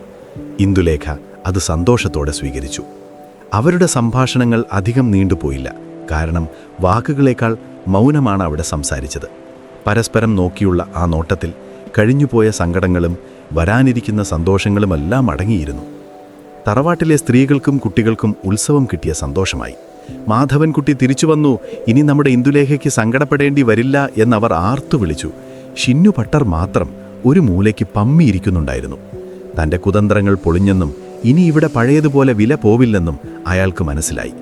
മാധവന്റെ തിരിച്ചുവരവ് തറവാട്ടിലെ അധികാര സമവാക്യങ്ങളെ തന്നെ മാറ്റിമറിച്ചു. ഇനി അവിടെ പഴയ നിയമങ്ങൾ നടക്കില്ല. പുതിയ ചിന്തകൾക്കും സ്നേഹത്തിനുമാണ് അവിടെ സ്ഥാനം. പഞ്ചുമേനോൻ ഒട്ടും വൈകിപ്പിച്ചില്ല. ഇനി ജാതകം നോക്കാനോ മുഹൂർത്തം നോക്കാനോ സമയമില്ല എന്ന് അദ്ദേഹം പ്രഖ്യാപിച്ചു. ഇത്തവണ ആർക്കും എതിർപ്പില്ലായിരുന്നു. അങ്ങനെ മലയാള സാഹിത്യത്തിലെ ഏറ്റവും പ്രശസ്തമായ പ്രണയജോഡികൾ ഒന്നിക്കാൻ തീരുമാനിച്ചു. ആ വാർത്ത കേട്ടപ്പോൾ ഗ്രാമം മുഴുവൻ സന്തോഷിച്ചു. സൂര്യൻ നമ്പൂതിരിയുടെ കല്യാണത്തിന് പോകാതിരുന്ന പലരും മാധവന്റെയും ഇന്ദുലേഖയുടെയും കല്യാണം കൂടാൻ കാത്തിരുന്നു. വിവാഹത്തിനുള്ള ഒരുക്കങ്ങൾ തകൃതിയായി നടന്നു. ഇത്തവണ പൊങ്ങച്ചത്തിനുള്ള തോരണങ്ങളില്ല, മറിച്ച് സ്നേഹത്തിൻ്റെ അലങ്കാരങ്ങളാണ് ഉണ്ടായിരുന്നത്. മാധവൻ തൻ്റെ സുഹൃത്തുക്കളെ എല്ലാം ക്ഷണിച്ചു. ഇന്ദുലേഖ തൻ്റെ പഴയ സന്തോഷത്തിലേക്ക് തിരിച്ചു വന്നു. സംഗീതവും ചിരിയും പൂവള്ളി തറവാട്ടിൽ വീണ്ടും മുഴങ്ങി. ആ പഴയ എട്ടുകെട്ടിൻ്റെ തൂണുകൾക്ക് പോലും ജീവൻ വെച്ചതുപോലെ തോന്നി. വിവാഹ ദിവസം വന്നെത്തി. അത് ആർഭാടങ്ങൾ നിറഞ്ഞ ഒന്നായിരുന്നില്ല, മറിച്ച് വളരെ ലളിതവും സുന്ദരവുമായ ഒരു ചടങ്ങായിരുന്നു. ഇന്ദുലേഖ മാധവൻ സമ്മാനിച്ച ആ സാരി ഉടുത്താണ് മണ്ഡപത്തിലേക്ക് വന്നത്. പരമ്പരാഗതമായ രീതിയിൽ നിന്ന് അല്പം മാറി സ്വന്തം ഇഷ്ടപ്രകാരം തിരഞ്ഞെടുത്ത ജീവിത പങ്കാളിയെ വരിക്കുന്നതിൻ്റെ ആത്മവിശ്വാസം അവളുടെ മുഖത്തുണ്ടായിരുന്നു. മാധവൻ അവളെ വരണമാല്യമണിയിച്ചപ്പോൾ കൂടി നിന്നവർ പൂക്കൾ വിതറി അനുഗ്രഹിച്ചു. അവിടെ ആരും ജാതിയെയോ പണത്തെയെക്കുറിച്ച് സംസാരിച്ചില്ല. രണ്ട് നല്ല മനുഷ്യരൊന്നിക്കുന്നു, അതുമാത്രമായിരുന്നു എല്ലാവരുടെയും മനസ്സിൽ. വിവാഹശേഷം മാധവനും ഇന്ദുലേഖയും മദ്രാസിലേക്ക് പോകാൻ തീരുമാനിച്ചു. മാധവന് തൻ്റെ നിയമപഠനം പൂർത്തിയാക്കണം, വക്കീലായി ജോലി നോക്കണം. ഇന്ദുലേഖയ്ക്കും വലിയ നഗരത്തിൽ ജീവിക്കാനും കൂടുതൽ അറിവ് നേടാനും ആഗ്രഹമുണ്ട്. അവർ പടിയിറങ്ങുമ്പോൾ പഞ്ചുമേനോൻ്റെ കണ്ണുകൾ നിറഞ്ഞു. മക്കളെ, നന്നായി വരട്ടെ, കാലം മാറുകയാണ്, നിങ്ങളെപ്പോലെയുള്ളവരാണ് ഇനി ഈ ലോകം ഭരിക്കേണ്ടത് എന്ന് അദ്ദേഹം അനുഗ്രഹിച്ചു. ആ യാത്രയയപ്പ് ഒരു പുതിയ കാലഘട്ടത്തിൻ്റെ തുടക്കമായിരുന്നു. പഴയ ആചാരങ്ങളിൽ നിന്ന് പുറത്തു കടന്ന് സ്വന്തം കാലിൽ നിൽക്കാൻ തയ്യാറായ ഒരു തലമുറയുടെ പ്രയാണം. ഈ നോവൽ ഇവിടെ അവസാനിക്കുമ്പോൾ അത് നൽകുന്ന സന്ദേശം വളരെ വലുതാണ്. ഇന്ദുലേഖ വെറും ഒരു പ്രണയകഥയല്ല, അത് സ്ത്രീകളുടെ വിദ്യാഭ്യാസത്തിനു വേണ്ടിയുള്ള ഒരു വിളംബരമാണ്. അക്ഷരം പഠിച്ച, സ്വന്തമായി ചിന്തിക്കാൻ കഴിവുള്ള ഒരു സ്ത്രീക്ക് ആരെയും, അതൊരു ജന്മിയായാലും രാജാവായാലും, അധിശത്വത്തിനു മുന്നിൽ മുട്ടുകുത്തിക്കാൻ കഴിയുമെന്ന് ഇന്ദുലേഖ തെളിയിച്ചു. സംബന്ധം എന്ന പേരിലുള്ള പഴയ വിവാഹരീതി എത്രത്തോളം മോശമാണെന്നും പ്രണയത്തിൽ അധിഷ്ഠിതമായ വിവാഹമാണ് ശരിയെന്നും ഒ ചന്തുമേനോൻ ഈ കഥയിലൂടെ വിളിച്ചു പറഞ്ഞു. മാധവനും ഇന്ദുലേഖയും മദ്രാസിൽ സന്തോഷമായി ജീവിച്ചു എന്ന് നോവലിസ്റ്റ് സൂചിപ്പിക്കുന്നുണ്ട്. അവർക്ക് കുട്ടികളുണ്ടാകുന്നു, അവർ സമൂഹത്തിൽ ഉന്നത നിലയിലെത്തുന്നു. ലക്ഷ്മിക്കുട്ടിയും സുഖമായി ജീവിക്കുന്നു എന്ന് കരുതാം. സൂര്യനമ്പൂതിരി തൻ്റെ മണ്ടത്തരങ്ങൾ പാഠമാക്കി കുറച്ചെങ്കിലും നന്നായിട്ടുണ്ടാകുമെന്ന് നമുക്ക് പ്രത്യാശിക്കാം. എന്തായാലും കേരളീയ നവോത്ഥാന ചരിത്രത്തിൽ ഈ കഥാപാത്രങ്ങൾക്കുള്ള സ്ഥാനം വളരെ വലുതാണ്. ഇന്നത്തെ നമ്മുടെ കഥ ഇവിടെ പൂർണ്ണമാകുകയാണ്. ഒരു നൂറ്റാണ്ടിന് മുൻപ് നടന്ന കഥയാണെങ്കിലും ഇന്ദുലേഖയുടെ ചോദ്യങ്ങൾക്കും മാധവൻ്റെ ചിന്തകൾക്കും ഇന്നും പ്രസക്തിയുണ്ട്. മാറ്റം ആഗ്രഹിക്കുന്ന, സ്നേഹത്തിന് വില കൽപ്പിക്കുന്ന ഓരോരുത്തരിലും ഇന്ദുലേഖയും മാധവനും ജീവിക്കുന്നു. ഇനി നമുക്ക് പതിയെ ഈ കഥയുടെ ലോകത്ത് നിന്ന് തിരിച്ചു വരാം. ഇന്ന് രാത്രി നമ്മൾ സഞ്ചരിച്ചത് പഴയ മലബാറിലെ ഇടവഴികളിലൂടെയും വലിയ എട്ടുകെട്ടുകളിലൂടെയും പ്രണയത്തിൻ്റെയും വിപ്ലവത്തിൻ്റെയും തീരങ്ങളിലൂടെയുമാണ്. മാധവൻ്റെയും ഇന്ദുലേഖയുടെയും ജീവിതം നമ്മെ പഠിപ്പിക്കുന്നത് പ്രതീക്ഷ കൈവിടാതിരിക്കാനാണ്. എത്ര വലിയ ഇരുട്ട് വന്നാലും സത്യത്തിൻ്റെയും സ്നേഹത്തിൻ്റെയും വെളിച്ചം അവസാനം തെളിയും. ശരീരമൊന്നയച്ചിടൂ, കണ്ണുകൾ പതുക്കെ അടയ്ക്കൂ. ഇന്നത്തെ ദിവസത്തെ എല്ലാ തിരക്കുകളും ആശങ്കകളും മനസ്സിൽ നിന്ന് ഇറക്കി വയ്ക്കൂ. പൂവള്ളി തറവാട്ടിലെ ആ മുല്ലപ്പൂവിൻ്റെ മണം, ദൂരെ നിന്ന് കേൾക്കുന്ന പഴയ പാട്ടുകൾ എല്ലാം നിങ്ങളുടെ ഉറക്കത്തിന് കൂട്ടിനായി ഉണ്ടാകട്ടെ. ശാന്തമായ ഒരു നദി ഒഴുകുന്നതുപോലെ നിങ്ങളുടെ മനസ്സും ശാന്തമാകട്ടെ. നിങ്ങൾക്ക് നല്ലൊരു ഉറക്കം ആശംസിക്കുന്നു. വീണ്ടും പുതിയൊരു കഥയുമായി പുതിയൊരു ലോകത്തേക്ക് നമുക്ക് വീണ്ടും യാത്ര പോകാം. പ്രിയ സ്വപ്നസഞ്ചാരി, നിങ്ങൾക്ക് ഞാൻ നല്ലൊരു ശുഭരാത്രി നേരുന്നു.